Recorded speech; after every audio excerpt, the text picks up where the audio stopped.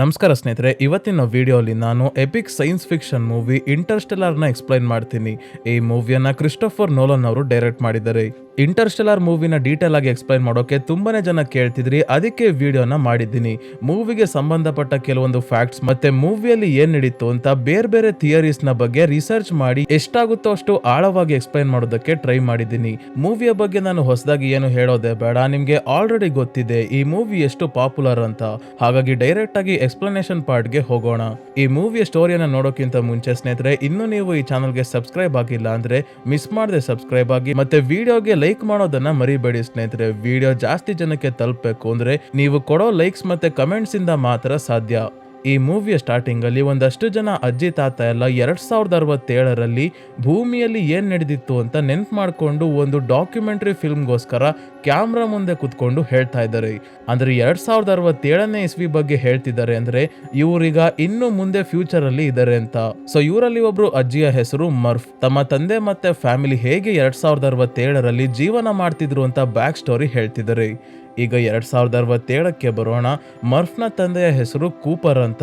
ಮರ್ಫ್ಗೆ Tom ಅನ್ನೋ ಅಣ್ಣ ಕೂಡ ಇರ್ತಾನೆ, ಜೊತೆಗೆ ತಾತ ಡೊನಾಲ್ಡ್ ಇದ್ದಾರೆ. ಅಂದ್ರೆ ಅವರು ಕೂಪರ್ನ ಮಾವ. ಕೂಪರ್ ಮೊದಲು ನಾಸಾ ಅಲ್ಲಿ ಪೈಲಟ್ ಮತ್ತೆ ಇಂಜಿನಿಯರ್ ಆಗಿದ್ದ, ಆದ್ರೆ ಈಗ ರೈತ ಆಗಿದ್ದಾನೆ. ಭೂಮಿ ಮೇಲಿರೋ ಆಲ್ಮೋಸ್ಟ್ ಎಲ್ಲಾ ಜನರು ಬೆಳೆಗಳನ್ನ ಬೆಳೀತಾ ಇದ್ದಾರೆ.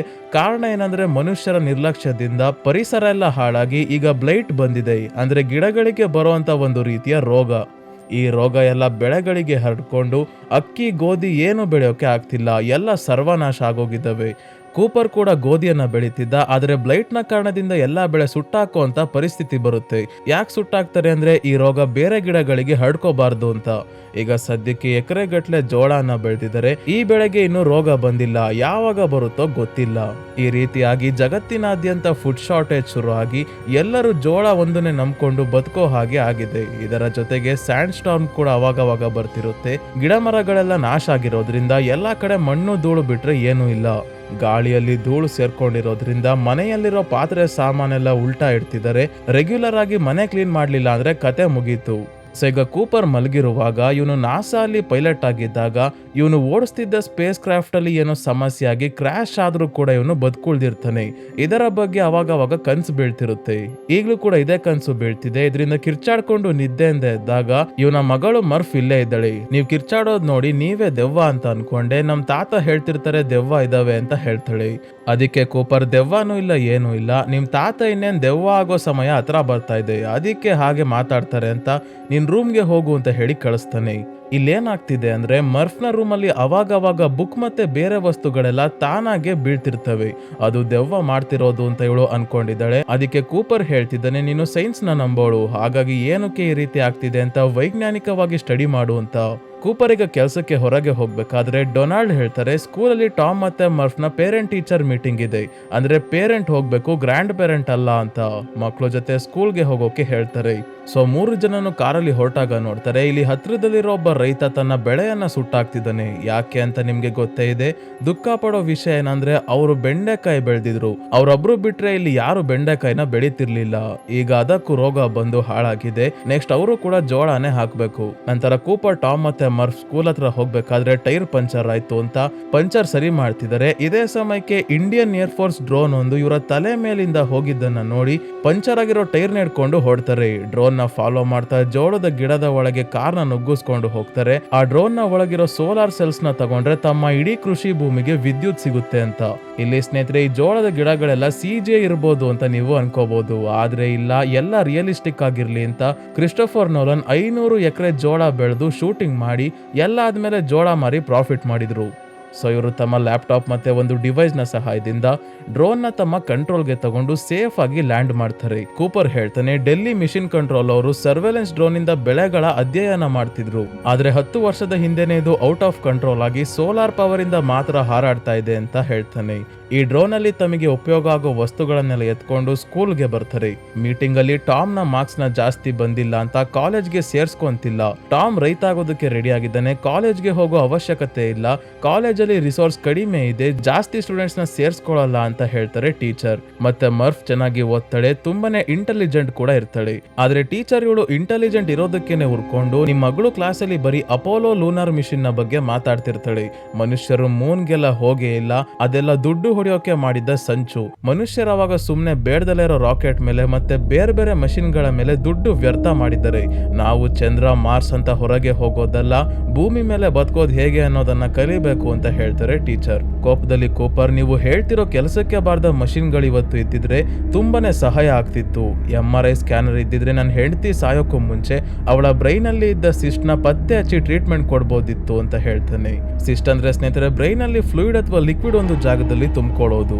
ಆದ್ರೆ MRI ಸ್ಕ್ಯಾನರ್ಸ್ ಗೆ ಏನಾಯ್ತು ಅಂತ ಇಲ್ಲಿ ತೋರ್ಸಲ್ಲ. ಸ್ವಲ್ಪ ರಿಸರ್ಚ್ ಮಾಡಿದಾಗ ಗೊತ್ತಾಯ್ತು MRI ಸ್ಕ್ಯಾನರ್ಸ್ ಗೆ ಬೇಕಾಗಿರೋ ಹೀಲಿಯಂ ಸಿಗ್ತಿರಲ್ಲ, ಅದಕ್ಕೆ ಅಂತ. ಸೊ ಕೂಪರ್ ಈಗ ಇವನೇ ತನ್ನ ಮಗಳನ್ನ ಸ್ಕೂಲಿಂದ ಸಸ್ಪೆಂಡ್ ಮಾಡಿಸ್ಕೊಂಡು ಮನೆಗೆ ಬಂದಾಗ ಮರ್ಫ್ನ ರೂಮ್ ಅಲ್ಲಿ ಏನೋ ಶಬ್ದ ಆಗ್ತಿದೆ ಅಂತ ನೋಡೋಕೆ ಬಂದ್ರೆ ಬುಕ್ಸ್ ಎಲ್ಲ ಕೆಳಗೆ ಬಿದ್ದಿದ್ದವೆ. ಮರ್ಫ್ ಹೇಳ್ತಾಳೆ, ಆ ದೆವ್ವ ನನ್ನ ಜೊತೆ ಏನೋ ಕಮ್ಯುನಿಕೇಟ್ ಮಾಡೋಕೆ ಟ್ರೈ ಮಾಡ್ತಿದೆ ಅನ್ಸುತ್ತೆ, ಅದಕ್ಕೆ ನಾನು ಮಾರ್ಸ್ ಕೋಡ್ ನ ಉಪಯೋಗಿಸ್ಕೊಂಡು ಏನ್ ಹೇಳೋಕೆ ಟ್ರೈ ಮಾಡ್ತಿದೆ ಅನ್ನೋದನ್ನ ಕಂಡು ಹಿಡಿತೀನಿ ಅಂತ ಹೇಳ್ತಾಳೆ. ಇದಕ್ಕೆ ಕೂಪರ್ ಜಾಸ್ತಿ ತಲೆ ಕೆಡ್ಸ್ಕೊಳ್ಳಲ್ಲ, ಏನೋ ಮಾಡ್ಕೊಳ್ಳಿ ಅಂತ ಸುಮ್ನಾಗ್ತಾನೆ. ಮಾರ್ಸ್ ಕೋಡ್ ಅಂದ್ರೆ ಸ್ನೇಹಿತರೆ ಇಂಗ್ಲಿಷ್ ಅಲ್ಲಿ ಇರೋ ಲೆಟರ್ಸ್ ನ ಡಾಟ್ಸ್ ಮತ್ತೆ ಡ್ಯಾಶ್ ಅಲ್ಲಿ ರೆಪ್ರೆಸೆಂಟ್ ಮಾಡೋದು. ಸ್ಕ್ರೀನ್ ಮೇಲೆ ನೀವು ನೋಡಬಹುದು ಸ್ನೇಹಿತರೆ ಒಂದು ವರ್ಡ್ ನ ಯಾವ ರೀತಿ ಮಾರ್ಸ್ ಕೋಡ್ ನ ಡ್ಯಾಶ್ ಮತ್ತೆ ಡಾಟ್ಸ್ ನ ಉಪಯೋಗಿಸ್ಕೊಂಡು ಬರೀತಾರೆ ಅಂತ. ನಂತರ ಬೇಸ್ಬಾಲ್ ಗೇಮ್ ನೋಡೋಕೆ ಅಂತ ಬಂದಿದ್ದಾಗ ಇದ್ದಕ್ಕಿದ್ದಂಗೆ ದೊಡ್ಡದಾಗಿ ಸ್ಯಾಂಡ್ ಸ್ಟಾರ್ಮ್ ಬರುತ್ತೆ. ಅದಕ್ಕೆ ತುಂಬಾನೇ ಧೂಳಿರೋದ್ರಿಂದ ಮಾಸ್ಕ್ ಮತ್ತೆ ಗಾಗಲ್ಸ್ ಹಾಕೊಂಡು ಮನೆ ಕಡೆ ಹೊಡ್ತಾರೆ. ಆದಷ್ಟು ಬೇಗ ಬಂದು ಮನೆ ಸೇರ್ಕೊಂಡಾಗ ಕೂಪರ್ ಟಾಮ್ ಮತ್ತೆ ಮರ್ಫ್ಗೆ ಕೇಳ್ತಾನೆ, ನಿಮ್ ರೂಮ್ ಅಲ್ಲಿ ಕಿಟಕಿ ಹಾಕಿ ಬಂದಿದ್ರಾ ಅಂತ.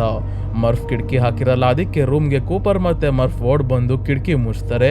ರೂಮ್ ಒಳಗಿರೋ ಧೂಳು ಒಂದು ಪ್ಯಾಟ್ರನ್ ಅಲ್ಲಿ ಸ್ಲೋ ಆಗಿ ಕೆಳಗೆ ಬೀಳ್ತಾ ಇದೆ. ದೆವ್ವ ನಮ್ ಜೊತೆ ಮಾತಾಡೋಕೆ ಟ್ರೈ ಮಾಡ್ತಿದ್ದೆ, ಏನೋ ಹೇಳೋಕೆ ನೋಡ್ತಿದೆ ಅಂತ ಮರ್ಫ್ ಹೇಳ್ತಿದ್ದಾಗ ಇದು ಏನು ಅಂತ ರಾತ್ರಿಯಿಂದ ಬೆಳಗ್ಗೆವರೆಗೂ ಸ್ಟಡಿ ಮಾಡ್ತಾನೆ ಕೂಪರ್. ಈಗ ಬೆಳಗ್ಗೆ ಆದಾಗ ಗೊತ್ತಾಗುತ್ತೆ ಇದು ದೆವ್ವ ಅಲ್ಲ, ಗ್ರಾವಿಟಿ ಅಂದ್ರೆ ಗುರುತ್ವಾಕರ್ಷಣೆ. ಇದನ್ನ ಗ್ರಾವಿಟೇಷನಲ್ ಅನಾಮಲಿ ಅಂತ ಕರೀತಾರೆ.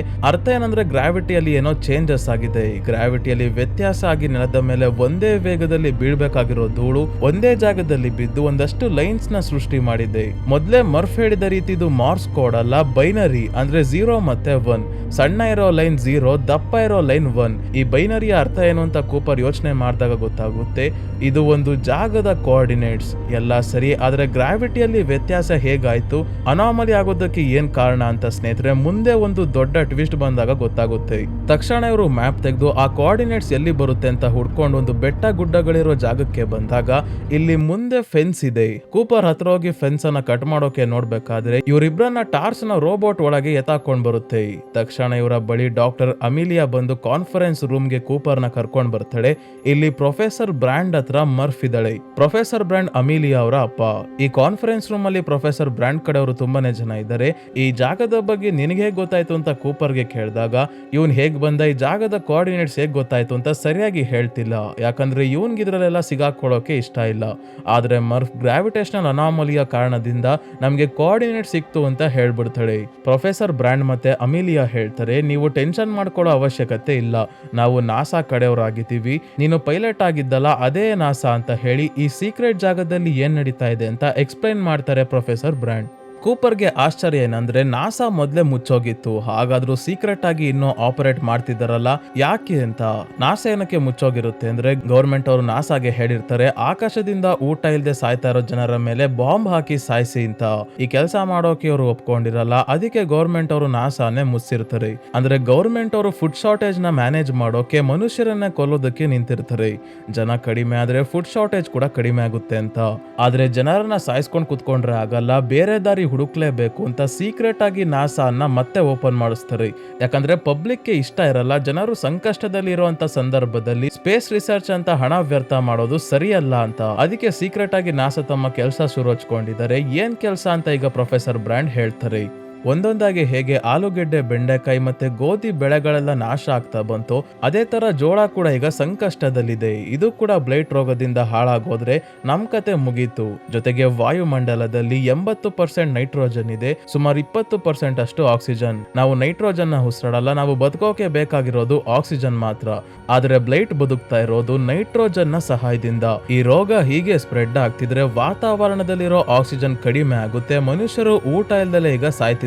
ಮುಂದೆ ಆಕ್ಸಿಜನ್ ಇಲ್ದಲೆ ಉಸಿರಾಡೋಕಾಗ್ದಲೆ ಎಲ್ಲರೂ ಸಾಯ್ತಾರೆ. ನಿನ್ ಮಗಳ ಜನರೇಷನ್ ಲಾಸ್ಟ್ ಈ ಭೂಮಿ ಮೇಲೆ ಬದುಕೋದು ಅಂತ ಬ್ರ್ಯಾಂಡ್ ಹೇಳಿದಾಗ ಹಾಗಾದ್ರೆ ಭೂಮಿನ ಉಳ್ಸೋಕೆ ಏನ್ ಪ್ಲಾನ್ ಮಾಡಿದ್ದೀರಾ ಅಂತ ಕೂಪರ್ ಕೇಳ್ತಾನೆ. ನಾವು ಭೂಮಿನ ಉಳ್ಸೋಕಾಗಲ್ಲ, ಭೂಮಿನ ಬಿಡಬೇಕು. ಅದಕ್ಕೆ ತುಂಬಾನೇ ವರ್ಷಗಳಿಂದ ಲಜಾರಸ್ ಅನ್ನೋ ಮಿಷನ್ ಮಾಡ್ತಿದೀವಿ. ಸ್ಪೇಸ್ಗೆ ನಮ್ ನಾಸಾ ಕಡೆ ಅವ್ರನ್ನ ಕಳಿಸಿ ನಮ್ ಭೂಮಿ ತರ ಮನುಷ್ಯರು ಬದುಕೋಕೆ ಯೋಗ್ಯವಾಗಿರೋ ಪ್ಲಾನೆಟ್ ನ ಹುಡುಕ್ತಾ ಇದೀವಿ ಅಂತ ಬ್ರ್ಯಾಂಡ್ ಹೇಳ್ತಾರೆ. ನಮ್ ಗ್ಯಾಲಕ್ಸಿಯಲ್ಲಿ ಭೂಮಿ ತರ ಪ್ಲಾನೆಟ್ ಇಲ್ಲ. ನೆಕ್ಸ್ಟ್ ಗ್ಯಾಲಕ್ಸಿಗೆ ಹೋಗ್ಬೇಕು ಅಂದ್ರೂ ಸಾವಿರಾರು ವರ್ಷ ಜರ್ನಿ ಆಗುತ್ತೆ. ಇದೆಲ್ಲ ಹೇಗೆ ಸಾಧ್ಯ ಅಂತ ಕೂಪರ್ ಕೇಳ್ತಾನೆ. ಅದಕ್ಕೆ ಕೂಪರ್ನ ಬ್ರ್ಯಾಂಡ್ ಮತ್ತೆ ಕಾನ್ಫರೆನ್ಸ್ ರೂಮ್ಗೆ ಕರ್ಕೊಂಡು ಬಂದು ಇಲ್ಲಿ ಒಬ್ಬ ಆಸ್ಟ್ರೋನಾಟ್ ರಾಮಿಲಿ ಎಲ್ಲ ಡೀಟೇಲ್ ಆಗಿ ಎಕ್ಸ್ಪ್ಲೈನ್ ಮಾಡ್ತಾ ಇದ್ದಾನೆ. 50 ವರ್ಷಗಳ ಹಿಂದೆ ಭೂಮಿಯಲ್ಲಿ ಗ್ರಾವಿಟೇಷನಲ್ ಅನಾಮಲಿ ಅಂದ್ರೆ ಗ್ರಾವಿಟಿಯಲ್ಲಿ ಏರುಪೇರು ಆಗ್ತಿರೋದನ್ನ ಗಮನಿಸಿರ್ತಾರೆ. ಇದಷ್ಟೇ ಅಲ್ಲ, ಕೂಪರ್ ಓಡಿಸ್ತಿದ್ದ ಸ್ಪೇಸ್ ಕ್ರಾಫ್ಟ್ ಕ್ರಾಶ್ ಆಗೋಕ್ಕೂ ಕಾರಣನೇ ಈ ಗ್ರಾವಿಟೇಷನಲ್ ಅನಾಮಲಿ. ಇದೇ ತರ ಸ್ಪೇಸ್ ಅಲ್ಲಿ ಏನೋ ಚೇಂಜಸ್ ಆಗ್ತಿದೆ ಅಂತ ನಮ್ಗೆ ಗೊತ್ತಾಯ್ತು. ಏನಂದ್ರೆ ಸ್ಯಾಟರ್ನ್ ಗ್ರಹದ ಹತ್ರ 48 ವರ್ಷಗಳ ಹಿಂದೆ ಇದ್ದಕ್ಕಿದ್ದಂಗೆ ವರ್ಮ್ ಹೋಲ್ ಸೃಷ್ಟಿಯಾಗಿದೆ. ಈ ವರ್ಮ್ ಹೋಲ್ ಒಂದು ಟನಲ್ ನ ರೀತಿ. ಇದರ ಒಳಗೆ ಹೋದ್ರೆ ಇನ್ನೊಂದು ಗ್ಯಾಲಕ್ಸಿಗೆ ಹೋಗ್ಬೋದು, ಅದು ತುಂಬಾನೇ ಕಡಿಮೆ ಸಮಯದಲ್ಲಿ. ಕೂಪರ್ ಮೊದಲು ಹೇಳಿದ್ದ ಸ್ನೇಹಿತರೆ, ಬೇರೆ ಗ್ಯಾಲಕ್ಸಿಗೆ ಹೋಗ್ಬೇಕು ಅಂದ್ರೆ ಸಾವಿರಾರು ವರ್ಷ ಆಗುತ್ತೆ ಅಂತ. ಆದ್ರೆ ನೀವು ಈ ಚಿತ್ರದಲ್ಲಿ ನೋಡ್ಬೋದು, ನಮ್ಮ ಯೂನಿವರ್ಸ್ ಈ ವರ್ಮ್ ಹೋಲ್ ನ ಕಾರಣದಿಂದ ಈ ರೀತಿ ಬೆಂಡ್ ಆಗಿರುತ್ತೆ. ಸುತ್ತಾಡ್ಕೊಂಡು ಒಂದು ಗ್ಯಾಲಕ್ಸಿಯಿಂದ ಇನ್ನೊಂದು ಗ್ಯಾಲಕ್ಸಿವರೆಗೂ ಹೋಗೋ ಬದಲು ಡೈರೆಕ್ಟ್ ಆಗಿ ವರ್ಮ್ ಹೋಲ್ ಇಂದ ಶಾರ್ಟ್ ಕಟ್ ಹೊಡಿಬಹುದು. ಈ ವರ್ಮೋಲ್ ಇಂದ ಹೋದ್ರೆ ಎಲ್ಲಿಗೆ ಹೋಗ್ತೀವಿ ಅಂತ ಕೂಪರ್ ಕೇಳಿದಾಗ ಬ್ರ್ಯಾಂಡ್ ಹೇಳ್ತಾರೆ, ಇನ್ನೊಂದು ಗ್ಯಾಲಕ್ಸಿಗೆ ಹೋಗ್ತೀವಿ, ಅಲ್ಲಿ 12 ಪ್ಲಾನೆಟ್ಸ್ ಇದಾವೆ, ಮನುಷ್ಯರು ಬದುಕೋದಕ್ಕೆ ಯೋಗ್ಯವಾಗಿರೋ ಪ್ಲಾನೆಟ್ಸ್ ಕೂಡ ಇದೆ ಅಂತ ನಮ್ಗೆ ಗೊತ್ತಾಗಿದೆ ಅಂತ. ಆದ್ರೆ ಇಲ್ಲಿ ದೊಡ್ಡ ಪ್ರಶ್ನೆ ಏನಂದ್ರೆ, ವರ್ಮ್ ಹೋಲ್ ನ್ಯಾಚುರಲ್ ಆಗಿ ಸೃಷ್ಟಿ ಆಗೋದಿಲ್ಲ. ಅಂದ್ರೆ ವರ್ಮ್ ಹೋಲ್ ನ ಬೇಕು ಅಂತಾನೆ ಸ್ಯಾಟರ್ನ್ ಹತ್ರ ಯಾರೋ ಇಟ್ಟಿದ್ದಾರೆ ಅಂತ ಹೇಳ್ತಾಳೆ ಅಮಿಲಿಯಾ. ಅವ್ರು ಯಾರು ಅಂತ ಗೊತ್ತಿಲ್ಲ, ಆದ್ರೆ ನಮಗೆ ಬೇಕಾದ ಸಮಯದಲ್ಲೇ ವರ್ಮ್ ಹೋಲ್ ನ ಸೃಷ್ಟಿ ಮಾಡಿದ್ದಾರೆ ಅಂತ ಅಮಿಲಿಯಾ ಹೇಳ್ತಾಳೆ. ವರ್ಮ್ ಹೋಲ್ ನ ಯಾರಲ್ಲಿ ಇಟ್ಟಿದ್ದು, ಏಲಿಯನ್ ನ ಏನ್ ಕತೆ ಅಂತ ಮುಂದೆ ಹೋಗ್ತಾ ಹೋಗ್ತಾ ನೋಡೋಣ. ಸೊ ನಾಸಾ ಅವರು ಲಜಾರಸ್ ಮೆಷಿನ್ಸ್ ನ ಸ್ಟಾರ್ಟ್ ಮಾಡಿ 12 ಪ್ಲಾನೆಟ್ಸ್ ಗಳಿಗೆ 12 ಆಸ್ಟ್ರೋನಾಟ್ಸ್ ಮತ್ತೆ ಸೈಂಟಿಸ್ಟ್ ನೆಲ್ಲ ಕಳಿಸಿ ಅಧ್ಯಯನ ಮಾಡಿದರೆ. ಇದೊಂದು ಸೂಸೈಡ್ ಮಿಷನ್ ಇದ್ದಂಗೆ, ಹೋದವರಿಗೆ ಏನಾಗುತ್ತೆ ಅಂತ ಗೊತ್ತಿರಲ್ಲ. ಯುದ್ಧದಲ್ಲಿ ಹೋರಾಡೋ ಸೋಲ್ಜರ್ಸ್ ತರ ಹೋಗಿದ್ದಾರೆ, ವಾಪಸ್ ಬರೋ ಗ್ಯಾರಂಟಿ ಇಲ್ಲದೆ. 2 ವರ್ಷಕ್ಕೆ ಆಗುವಷ್ಟು ಲೈಫ್ ಸಪೋರ್ಟ್ ಇದೆ, ಆದ್ರೆ ಪ್ಲಾನೆಟ್ ಗೆ ಹೋಗಿ ಆದ್ಮೇಲೆ ವಾಪಸ್ ಬರೋಕಾಗದೆ ಆಲ್ರೆಡಿ ತುಂಬಾನೇ ಆಸ್ಟ್ರೋನಾಟ್ಸ್ ಸಾವನ್ನಪ್ಪಿದ್ದಾರೆ. ಈಗ ಒಂದು ಸಿಗ್ನಲ್ ಇಂದ ಗೊತ್ತಾಗಿದೆ 12 ಪ್ಲಾನೆಟ್ಸ್ ಅಲ್ಲಿ 3 ಹತ್ರ ಇರೋ ಪ್ಲಾನೆಟ್ಸ್ ಮನುಷ್ಯರು ಬದುಕೋದಕ್ಕೆ ಯೋಗ್ಯವಾಗಿದ್ದಾವೆ ಅಂತ. ಆದ್ರೆ ಮನುಷ್ಯರಿಗೆ ಬದುಕೋದಕ್ಕೆ ಎಲ್ಲಾ ವ್ಯವಸ್ಥೆ ಅಲ್ಲಿ ಇದೆಯೋ ಇಲ್ವೋ ಇನ್ನೂ ಗೊತ್ತಾಗಿಲ್ಲ. ಅಲ್ಲಿ ಬದುಕಿರೋ ಆಸ್ಟ್ರೋನಾಟ್ಸ್ ಮೆಸೇಜ್ ಕಳಿಸಿದರೆ ಆ 3ರಲ್ಲಿ ಒಂದನ್ನ ಸ್ಟಡಿ ಮಾಡಿ ಯಾವ್ದ್ರಲ್ಲಿ ಬದುಕೋಕಾಗುತ್ತೆ ಅಂತ ನೋಡ್ಬೇಕು. ಕೂಪರ್ ಕೇಳ್ತಾನೆ, ಆಯ್ತು, ಆ 3 ಪ್ಲಾನೆಟ್ಸ್ ಅಲ್ಲಿ ಒಂದು ನಮ್ಮ ಭೂಮಿ ತರಾನೇ ಇದೆ ಅಂತ ಅನ್ಕೊಳ್ಳೋಣ, ಆದ್ರೆ ನಂತರ ಮನುಷ್ಯರನ್ನ ಅಲ್ಲಿಗೆ ಹೇಗೆ ಕರ್ಕೊಂಡು ಹೋಗೋದು ಅಂತ ಕೇಳಿದಾಗ ಬ್ರ್ಯಾಂಡ್ ಹೇಳ್ತಾರೆ, ನಮ್ಮ ಹತ್ರ ಪ್ಲಾನ್ ಎ ಮತ್ತೆ ಪ್ಲಾನ್ ಬಿ ಇದೆ. ಪ್ಲಾನ್ ಎ ಏನಂದ್ರೆ, ಕೂಪರ್ ತನ್ನ ಜೊತೆ ಒಂದು ಟೀಮ್ ನ ಕರ್ಕೊಂಡು ಹೋಗಿ ಭೂಮಿಯ ರೀತಿ ಒಂದು ಪ್ಲಾನೆಟ್ ನ ಹುಡುಕ್ತಾಗ ಪ್ರೊಫೆಸರ್ ಬ್ರ್ಯಾಂಡ್ ಮತ್ತೆ ತನ್ನ ನಾಸಾ ಟೀಮ್ ಅವರು ಆಲ್ರೆಡಿ ಬಿಲ್ಡ್ ಮಾಡ್ತಿರೋ ತುಂಬಾನೇ ದೊಡ್ಡ ಸ್ಪೇಸ್ ಸ್ಟೇಷನ್ ಅಲ್ಲಿ ಮನುಷ್ಯರನ್ನ ತುಂಬಿಕೊಂಡು ಆರಾಮಾಗಿ ಭೂಮಿಗೆ ಟಾಟಾ ಬೈ ಬೈ ಹೇಳಿ ಹೋಗ್ಬೋದು ಅಂತ. ಆದ್ರೆ ಸ್ನೇಹಿತರೆ, ಇದು ಹೇಳ್ದಷ್ಟು ಈಸಿ ಅಲ್ಲ. ಈಗಿರೋ ರಾಕೆಟ್ ಟೆಕ್ನಾಲಜಿಗೆ 3-4 ಜನ ಆಸ್ಟ್ರೋನಾಟ್ಸ್ ನ ಎತ್ಕೊಂಡು ಹೋಗೋ ಕೆಪಾಸಿಟಿ ಇರ್ಬೋದು, ಮುಂದೆ ಒಂದು 10 ಜನ ಹೋಗೋ ತರ ಸ್ಪೇಸ್ ಕ್ರಾಫ್ಟ್ ಬರ್ಬೋದು. ಆದ್ರೆ ಈ ಮೂವಿಯಲ್ಲಿ ನಾವು ಮಾತಾಡ್ತಿರೋದು ಇಡೀ ಭೂಮಿಯಲ್ಲಿರೋ ಮನುಷ್ಯರನ್ನ ತಗೊಂಡು ಹೋಗೋ ಕೆಪಾಸಿಟಿ ಇರೋ ಸ್ಪೇಸ್ ಸ್ಟೇಷನ್. ಈ ಸ್ಪೇಸ್ ಸ್ಟೇಷನ್ ಮತ್ತೆ ಜನರ ವೇಟ್ ಎತ್ಕೊಂಡು ಭೂಮಿಯಿಂದ ಹೋಗೋದು ಬಹಳ ಕಷ್ಟ. ಭೂಮಿಯ ಗುರುತ್ವಾಕರ್ಷಣೆ ಇದಕ್ಕೆ ಅವಕಾಶ ಮಾಡಿಕೊಡಲ್ಲ. ಅದಕ್ಕೆ ಗ್ರಾವಿಟಿ ಇಕ್ವೇಶನ್ ನ ಸಾಲ್ವ್ ಮಾಡ್ತಿದ್ದಾರೆ. ಭೂಮಿಯ ಗ್ರಾವಿಟಿಯನ್ನ ಏನಾದ್ರೂ ಮಾಡಿ ಕಡಿಮೆ ಮಾಡಿ ಈ ತುಂಬಾನೇ ವೇಟ್ ಇರೋ ಸ್ಪೇಸ್ ಸ್ಟೇಷನ್ ನ ಭೂಮಿಯಿಂದ ಹೊರಗೆ ತಗೊಂಡು ಹೋಗೋಕೋಸ್ಕರ ಅದಕ್ಕೆ ಗ್ರಾವಿಟಿ ಇಕ್ವೇಶನ್ ನ ಸಾಲ್ವ್ ಮಾಡ್ತಿದ್ದಾರೆ ಪ್ರೊಫೆಸರ್ ಬ್ರ್ಯಾಂಡ್. ಪ್ಲಾನ್ ಬಿ ಏನಂದ್ರೆ, ಇಲ್ಲಿರೋ ಮನುಷ್ಯರನ್ನ ಕಾಪಾಡೋಕ್ ಆಗ್ಲಿಲ್ಲ ಅಂದ್ರೆ, ಆ ಗ್ರಾವಿಟಿ ಇಕ್ವೇಶನ್ ಸಾಲ್ವ್ ಆಗ್ಲಿಲ್ಲ ಅಂದ್ರೆ 5,000 ಮನುಷ್ಯರ ಫರ್ಟಿಲೈಸ್ಡ್ ಎಗ್ಸ್ ನ ಇವರು ಸ್ಟೋರ್ ಮಾಡಿ ಇಟ್ಟಿದ್ದಾರೆ. ಇದನ್ನ ಬೇರೆ ಪ್ಲಾನೆಟ್ಸ್ ಗೆ ತಗೊಂಡು ಹೋಗಿ ಇನ್ಕ್ಯುಬೇಟ್ ಮಾಡೋದು ಅಥವಾ ಸರೋಗೇಸಿಯಿಂದ ಮಕ್ಕಳನ್ನ ಬೆಳೆಸಿ ಹೊಸ ಹ್ಯೂಮನ್ ಕಾಲೋನಿ ಮಾಡ್ಬೇಕು ಅನ್ನೋದು ಇವರ ಪ್ಲಾನ್. ಆದ್ರೆ ಕೂಪರ್ ಇದೇನೋ ಸರಿ, ನನ್ನ ಮಕ್ಕಳು ಮತ್ತೆ ಅವರ ಜನರೇಷನ್ ನ ಇಲ್ಲೇ ಸಾಯೋಕೆ ಬಿಡೋಕಾಗುತ್ತಾ ಅಂತ ಕೇಳಿದಾಗ ಬ್ರ್ಯಾಂಡ್ ಹೇಳ್ತಾರೆ, ಅದಕ್ಕೆ ನಾವು ಪ್ಲಾನ್ ಎಗೆ ಜಾಸ್ತಿ ಪ್ರಾಮುಖ್ಯತೆ ಕೊಡ್ತಾ ಇದೀವಿ. ನೀನು ಸ್ಪೇಸ್ಗೆ ಹೋಗು, ನೀನು ವಾಪಸ್ ಬರೋ ಅಷ್ಟರಲ್ಲಿ ನಾನು ಗ್ರಾವಿಟಿ ಇಕ್ವೇಶನ್ ನ ಸಾಲ್ವ್ ಮಾಡ್ತೀನಿ ಅಂತ ಪ್ರಾಮಿಸ್ ಮಾಡ್ತಾರೆ. ಸೊ ಇಷ್ಟೆಲ್ಲ ಹೇಳಾದ್ಮೇಲೆ ಪ್ರೊಫೆಸರ್ ಬ್ರ್ಯಾಂಡ್, ಈ ಮಿಷನ್ ಗೆ ನೀನೇ ಹೋಗ್ಬೇಕು, ಯಾಕಂದ್ರೆ ನಾಸಾ ಅಲ್ಲಿ ನಿನ್ನಷ್ಟು ಎಕ್ಸ್ಪೀರಿಯನ್ಸ್ ಇರೋ ಪೈಲಟ್ ಬೇರೆ ಯಾರು ಇಲ್ಲ ಅಂತ ಹೇಳಿದಾಗ ತನ್ನ ಮಕ್ಕಳ ಭವಿಷ್ಯವನ್ನ ಕಾಪಾಡೋಕೆ ಈ ಮಿಷನ್ ಗೆ ಕೂಪರ್ ಏನೋ ಒಪ್ಕೊಂತಾನೆ. ಆದ್ರೆ ಮರ್ಫ್ ತುಂಬಾನೇ ಕೋಪ ಬೇಜಾರ್ ಎರಡು ಮಾಡ್ಕೊಂಡಿದ್ದಾಳೆ. ವಾಪಸ್ ಮನೆಗೆ ಬಂದಾಗ ಇವಳು ಕೂಪರ್ ಜೊತೆ ಮಾತಾಡ್ತಿಲ್ಲ, ನೀವು ಹೋಗೋದಾದ್ರೆ ಹೋಗಿ, ನನ್ನ ಮಾತಾಡಿಸ್ಬೇಡಿ ಅಂತ ಹೇಳ್ತಿದ್ದಾಳೆ. ಕೂಪರ್ ಅವರ ಮಾವ ಡೊನಾಲ್ಡ್ ಕೂಡ ಕೂಪರ್ಗೆ ಹೋಗಿ ಜನರಿಗೆ ಹೆಲ್ಪ್ ಮಾಡ್ಲಿ ಅಂತ ಸುಮ್ಮನಾಗಿದ್ದಾರೆ. ಯಾವ ಕಾರಣಕ್ಕೆ ಕೂಪರ್ ಹೋಗ್ತಿದ್ದಾನೆ ಅಂತ ಮಗ ಟಾಮ್ ಕೂಡ ಅರ್ಥ ಮಾಡ್ಕೊಂಡಿದ್ದಾನೆ. ಪ್ರಾಬ್ಲಮ್ ಏನಂದ್ರೆ, ಮರ್ಫ್ಗೆ ಭಯ, ಕೂಪರ್ ಹೋಗಿ ವಾಪಸ್ ಬರ್ತಾನೋ ಇಲ್ವೋ, ಇಲ್ಲ ಇವ್ನ್ ಬರೋ ಅಷ್ಟರಲ್ಲಿ ಮರ್ಫ್ ಬದುಕಿರ್ತಾಳೋ ಇಲ್ವೋ ಅಂತ. ರಾತ್ರಿ ಮರ್ಫ್ಗೆ ಸಮಾಧಾನ ಮಾಡೋಕೆ ಅಂತ ಕೂಪರ್ ಬಂದು ಹೇಳ್ತಾನೆ, ನಾವು ಒಂದ್ಸಲ ಪೇರೆಂಟ್ ಆದ್ಮೇಲೆ ನಮ್ಮ ಮಕ್ಕಳ ಭವಿಷ್ಯದ ದೆವ್ವ ಇದ್ದಂಗೆ ಅಂತ ಹೇಳ್ತಾನೆ. ಮೂವಿ ನೋಡಿದ್ರೆ ನಿಮ್ಗೆ ಗೊತ್ತೇ ಇರುತ್ತೆ ಸ್ನೇಹಿತರೆ, ಇದೇ ಮಾತು ಮುಂದೆ ನಿಜ ಆಗುತ್ತೆ, ಏನು ಅಂತ ನೋಡೋಣ. ಮರ್ಫ್ ತನ್ನ ಬುಕ್ ನ ತೋರಿಸಿ ಹೇಳ್ತಾಳೆ, ಶೆಲ್ಫ್ ಮೇಲಿರೋ ಬುಕ್ಸ್ ಎಲ್ಲ ಮತ್ತೆ ಬೀಳ್ತಿದ್ದಾವೆ. ಈಗ ಇದರ ಅರ್ಥ ಏನು ಅಂತ ನಾನು ಡಿಕೋಡ್ ಮಾಡಿ ನೋಡಿದಾಗ ಸ್ಟೇ ಅಂತ ಅರ್ಥ ಬರ್ತಿದೆ. ಸ್ಟೇ ಅಂತ ಬುಕ್ಸ್ ಅಲ್ಲಿ ಯಾರು ಮೆಸೇಜ್ ಕೊಟ್ರು ಅಂತ ಗೊತ್ತಿಲ್ಲ, ಆದ್ರೆ ನೀವು ಹೋಗ್ಬೇಡಿ ಅಂತ ಅಳ್ತಿದ್ದಾಳೆ. ಆದ್ರೆ ಕೂಪರ್ ಕೇಳಲ್ಲ, ಒಂದು ವಾಚ್ ಇವಳಿಗೆ ಕೊಟ್ಟು ಹೇಳ್ತಾನೆ, ನಾನು ಸ್ಪೇಸ್ ಅಲ್ಲಿ ಲೈಟ್ ಸ್ಪೀಡ್ ಅಲ್ಲಿ ಟ್ರಾವೆಲ್ ಮಾಡಿದಾಗ ಅಥವಾ ಬ್ಲಾಕ್ ಹೋಲ್ ನ ಹತ್ರ ಹೋದಾಗ ಟೈಮ್ ನನಗೆ ಸ್ಲೋ ಆಗಿ ಓಡುತ್ತೆ. ನಾನು ವಾಪಸ್ ಬಂದಾಗ ನನ್ನ ವಾಚ್ ಮತ್ತೆ ನಿನ್ನ ವಾಚ್ ನ ಕಂಪೇರ್ ಮಾಡಿ ನೋಡೋಣ. ಆಗ ನನ್ನ ವಾಚ್ ಸ್ಲೋ ಆಗಿ ಓಡ್ತಿರುತ್ತೆ. ನಾನು ವಾಪಸ್ ಬಂದಾಗ ನಮ್ಮಿಬ್ರು ವಯಸ್ಸು ಒಂದೇ ಆಗಿರ್ಬೋದು. ಇದು ಎಷ್ಟು ಚೆನ್ನಾಗಿರುತ್ತೆ ಅಲ್ವಾ ಅಂದಾಗ ಕೋಪದಲ್ಲಿ ಮರ್ಫ್ ವಾಚ್ ನ ಬಿಸಾಕ್ತಾಳೆ. ನೀವು ಯಾವಾಗ ವಾಪಸ್ ಬರ್ತೀರಾ ಅಂತ ನಿಮ್ಗೆ ಗೊತ್ತಿಲ್ವಲ್ಲ ಅಂತ ಮತ್ತೆ ಅಳೋಕೆ ಶುರು ಮಾಡ್ತಾಳೆ. ಏನು ಮಾಡೋಕ್ಕಾಗದೆ ಕೂಪರ್ ರೂಮಿಂದ ಹೊರಗೆ ಹೋಗ್ಬೇಕಾದ್ರೆ ಮತ್ತೆ ಇನ್ನೊಂದು ಬುಕ್ ಕೆಳಗೆ ಬಿಡುತ್ತೆ. ಮುಂದಿನ ದಿನ ನಾಸಾಗೆ ಕೂಪರ್ ಹೊರಡ್ತಾನೆ. ಟಾಮ್ಗೆ ಜೋಳ ನೋಡ್ಕೊಳ್ಳೋಕೆ ಹೇಳಿ ಡೊನಾಲ್ಡ್ಗೆ ತನ್ನ ಮಕ್ಕಳನ್ನ ನೋಡ್ಕೊಳ್ಳೋಕೆ ಹೇಳಿ ಹೊರಟಿದ್ದಾನೆ. ತನ್ನ ಮಗಳಿಗೆ ಗುಡ್ ಬೈ ಹೇಳೋಕು ಆಗ್ಲಿಲ್ಲ. ವಾಪಸ್ ಬಂದು ನನ್ನ ಮಗಳನ್ನ ನೋಡೋಕಾಗುತ್ತೋ ಇಲ್ವೋ ಅಂತ ತುಂಬಾನೇ ಅಳ್ಕೊಂಡು ಹೋಗ್ತಿದ್ದಾನೆ.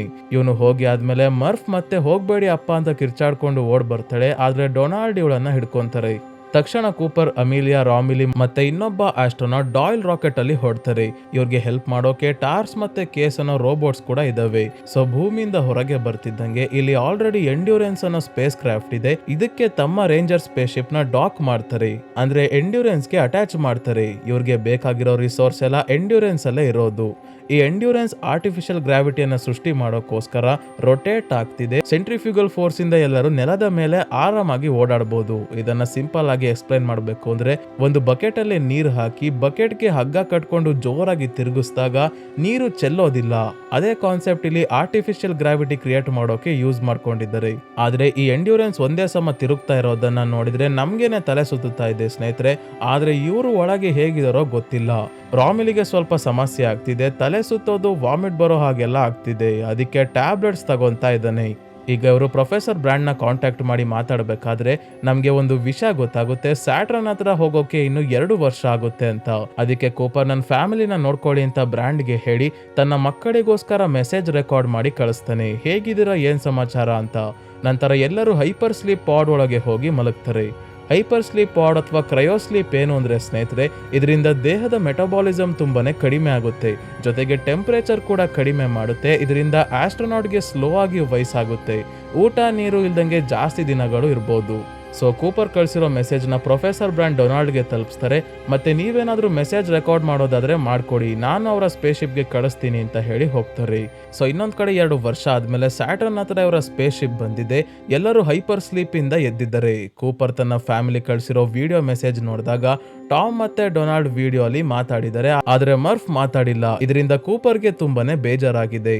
ಸೊ ಇನ್ನೇನು ಇವರು ವರ್ಮ್ ಹೋಲ್ ಹತ್ರ ಹೋಗ್ಬೇಕಾದ್ರೆ ಕೂಪರ್ ವರ್ಮ್ ಹೋಲ್ ನ ನೋಡಿ ಹೇಳ್ತಾನೆ, ನಾನು ಅನ್ಕೊಂಡಿದ್ದೆ ಸ್ಪೇಸ್ ಅಲ್ಲಿ ಒಂದು ಹೋಲ್ ಇರುತ್ತೆ ಅಂತ, ಇದೇನಿಲ್ಲಿ ಸ್ಪಿಯರ್ ಶೇಪ್ ಅಲ್ಲಿ ಇದೆಯಲ್ಲ ಅಂತ. ವರ್ಮ್ ಹೋಲ್ ಹೇಗೆ ವರ್ಕ್ ಆಗುತ್ತೆ ಅಂತ ರಾಮಿಲಿ ಅವನ್ಗೆ ಎಕ್ಸ್ಪ್ಲೈನ್ ಮಾಡ್ತಾನೆ. ಒಂದು ಶೀಟ್ ತಗೊಂಡು 2 ಪಾಯಿಂಟ್ ನ ಬರೀತಾನೆ. ಸ್ಪೇಸ್ ಅಲ್ಲಿ ಒಂದು ಪಾಯಿಂಟ್ ಇಂದ ಇನ್ನೊಂದು ಪಾಯಿಂಟ್ ಗೆ ಹೋಗ್ಬೇಕು ಅಂದ್ರೆ ತುಂಬಾನೇ ದೂರ ಆಗುತ್ತೆ. ಅದೇ ವರ್ಮ್ ಹೋಲ್ ಸ್ಪೇಸ್ ನ ಬೆಂಡ್ ಮಾಡುತ್ತೆ ಅಂತ ಪೇಜ್ ನ ಮರ್ಚಿ ಇದರಿಂದ 2 ಪಾಯಿಂಟ್ ಹತ್ರ ಆಗುತ್ತೆ, ಶಾರ್ಟ್ ಕಟ್ ತಗೊಂಡು ಹೋಗ್ಬೋದು. ನಾವು ಬುಕ್ಕಲ್ಲಿ ಓದೋದು 2D ಇಮೇಜ್ ಕೊಟ್ಟಿರ್ತಾರೆ, ಅದಕ್ಕೆ ಸರ್ಕಲ್ ಶೇಪ್ ಅಲ್ಲಿ ವರ್ಮ್ ಹೋಲ್ ತೋರಿಸ್ತಾರೆ. ಅದೇ ಸರ್ಕಲ್ 3D ಅಲ್ಲಿ ಸ್ಪಿಯರ್ ಆಗಲ್ವಾ, ಅದಕ್ಕೆ ವರ್ಮ್ ಹೋಲ್ ಈ ಶೇಪ್ ಅಲ್ಲಿ ಇರೋದು ಅಂತ ಹೇಳ್ತಾನೆ. ಸೊ ಈಗ ಎಂಡ್ಯೂರೆನ್ಸ್ ನ ವರ್ಮ್ ಹೋಲ್ ಒಳಗೆ ತಗೊಂಡು ಬರ್ತಾರೆ. ಇಲ್ಲಿಂದ ವರ್ಮ್ ಹೋಲೇ ಇವರನ್ನ ಎಲ್ಲಿಗೆ ಹೋಗ್ಬೇಕು ಅಲ್ಲಿಗೆ ಕಳಿಸುತ್ತೆ. ಯಾಕಂದ್ರೆ ವರ್ಮ್ ಹೋಲ್ ಒಳಗಡೆ ಎಂಡ್ಯೂರೆನ್ಸ್ ನ ಯಾವುದೇ ಕಂಟ್ರೋಲ್ಸ್ ವರ್ಕ್ ಆಗಲ್ಲ. ಸೊ ಇವರ ಸ್ಪೀಡ್ ಇದ್ದಕ್ಕಿದ್ದಂಗೆ ಬಹಳ ಜಾಸ್ತಿ ಆದಾಗ ಟೈಮ್ ಅಲ್ಲಿ ವೇರಿಯೇಷನ್ಸ್ ಆಗಿ ಯಾರ್ದೋ ಇನ್ವಿಸಿಬಲ್ ಆಗಿರೋ ಕೈ ಇವರ ಹತ್ರ ಬರ್ತಿರೋ ಹಾಗೆ ಕಾಣುತ್ತೆ. ಅಮಿಲಿಯಾ ಅನ್ಕೊಂತಾಳೆ ವರ್ಮ್ ಹೋಲ್ ನ ಇಲ್ಲಿ ಇಟ್ಟಿರೋ ಜೀವಿಗಳೇ ಇವ್ರು ಇರ್ಬೋದು ಅಂತ. ಇವಳು ಅದಕ್ಕೆ ಹ್ಯಾಂಡ್ ಶೇಕ್ ಕೂಡ ಮಾಡ್ತಾಳೆ. ಆದ್ರೆ ಆ ಕೈ ತರ ಆಕೃತಿ ಯಾಕೆ ಸೃಷ್ಟಿ ಆಯ್ತು ಅಂತ ಇವ್ರಿಗೆ ಗೊತ್ತಾಗಲ್ಲ. ಸೊ ಇದೇ ರೀತಿ ಸ್ಪೀಡ್ ಆಗಿ ಇನ್ನೊಂದು ಗ್ಯಾಲಕ್ಸಿಗೆ ಬರ್ತಾರೆ. ಇಲ್ಲಿ ಇವರು ಪ್ಲಾನ್ ಮಾಡ್ತಿದ್ದಾರೆ, ಮೊದಲು ಯಾವ ಪ್ಲಾನೆಟ್ಗೆ ಹೋದ್ರೆ ಸರಿ ಹೋಗುತ್ತೆ ಅಂತ. ಯಾಕಂದ್ರೆ 3 ಪ್ಲಾನೆಟ್ಸ್ಗೂ ಹೋಗ್ಬೇಕು ಅಂದ್ರೆ ಜಾಸ್ತಿ ಸಮಯ ಮತ್ತೆ ರಿಸೋರ್ಸಸ್ ಬೇಕು. ಅದಕ್ಕೆ ಮೊದಲು ಲ್ಯಾಜರಸ್ ಮಿಷಿನ್ಸ್ ಅಲ್ಲಿ ಇಲ್ಲಿಗೆ ಆಸ್ಟ್ರೋನಾಟ್ಸ್ ಬಂದಿದ್ರಲ್ಲ, ಅವರು ತಮ್ಮ ಪ್ಲಾನೆಟ್ ಅಲ್ಲಿ ಅಧ್ಯಯನ ಮಾಡಿ ಕಳಿಸಿರೋ ಡಾಟಾನ ಚೆಕ್ ಮಾಡ್ತಾರೆ. ಇದರಿಂದ ಮಿಲ್ಲರ್ಸ್ ಪ್ಲಾನೆಟ್ ಅಲ್ಲಿ ನೀರಿದೆ, ಮ್ಯಾನ್ಸ್ ಪ್ಲಾನೆಟ್ ಅಲ್ಲಿ ಐಸ್ ಇದೆ, ಮತ್ತೆ ಎಡ್ಮಂಡ್ಸ್ ಪ್ಲಾನೆಟ್ ಅಲ್ಲಿ ಮರುಭೂಮಿ ಇದೆ ಅಂತ ಗೊತ್ತಾಗುತ್ತೆ. ಅಂದ್ರೆ ಈ ಪ್ಲಾನೆಟ್ಸ್ಗೆ ಅಲ್ಲಿಗೆ ಹೋಗಿದ್ದ ಸೈಂಟಿಸ್ಟ್ ಮತ್ತೆ ಆಸ್ಟ್ರೋನಾಟ್ಸ್ ನ ಹೆಸರೇ ಇಟ್ಟಿದ್ದಾರೆ. ಆದ್ರೆ ಇಲ್ಲಿ ಒಂದು ಪ್ರಾಬ್ಲಮ್ ಏನಂದ್ರೆ ಈ ಪ್ಲಾನೆಟ್ಗಳು ಒಂದು ದೊಡ್ಡ ಬ್ಲಾಕ್ ಹೋಲ್ ಸುತ್ತುತ್ತಾ ಇದ್ದಾವೆ.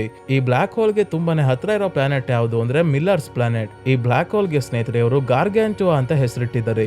ಬ್ಲಾಕ್ ಹೋಲ್ ಏನು ಅಂದ್ರೆ ಸ್ನೇಹಿತರೆ, ಈ ಜಾಗದಲ್ಲಿ ಗ್ರಾವಿಟಿ ತುಂಬಾನೇ ಪವರ್ಫುಲ್ ಆಗಿರುತ್ತೆ.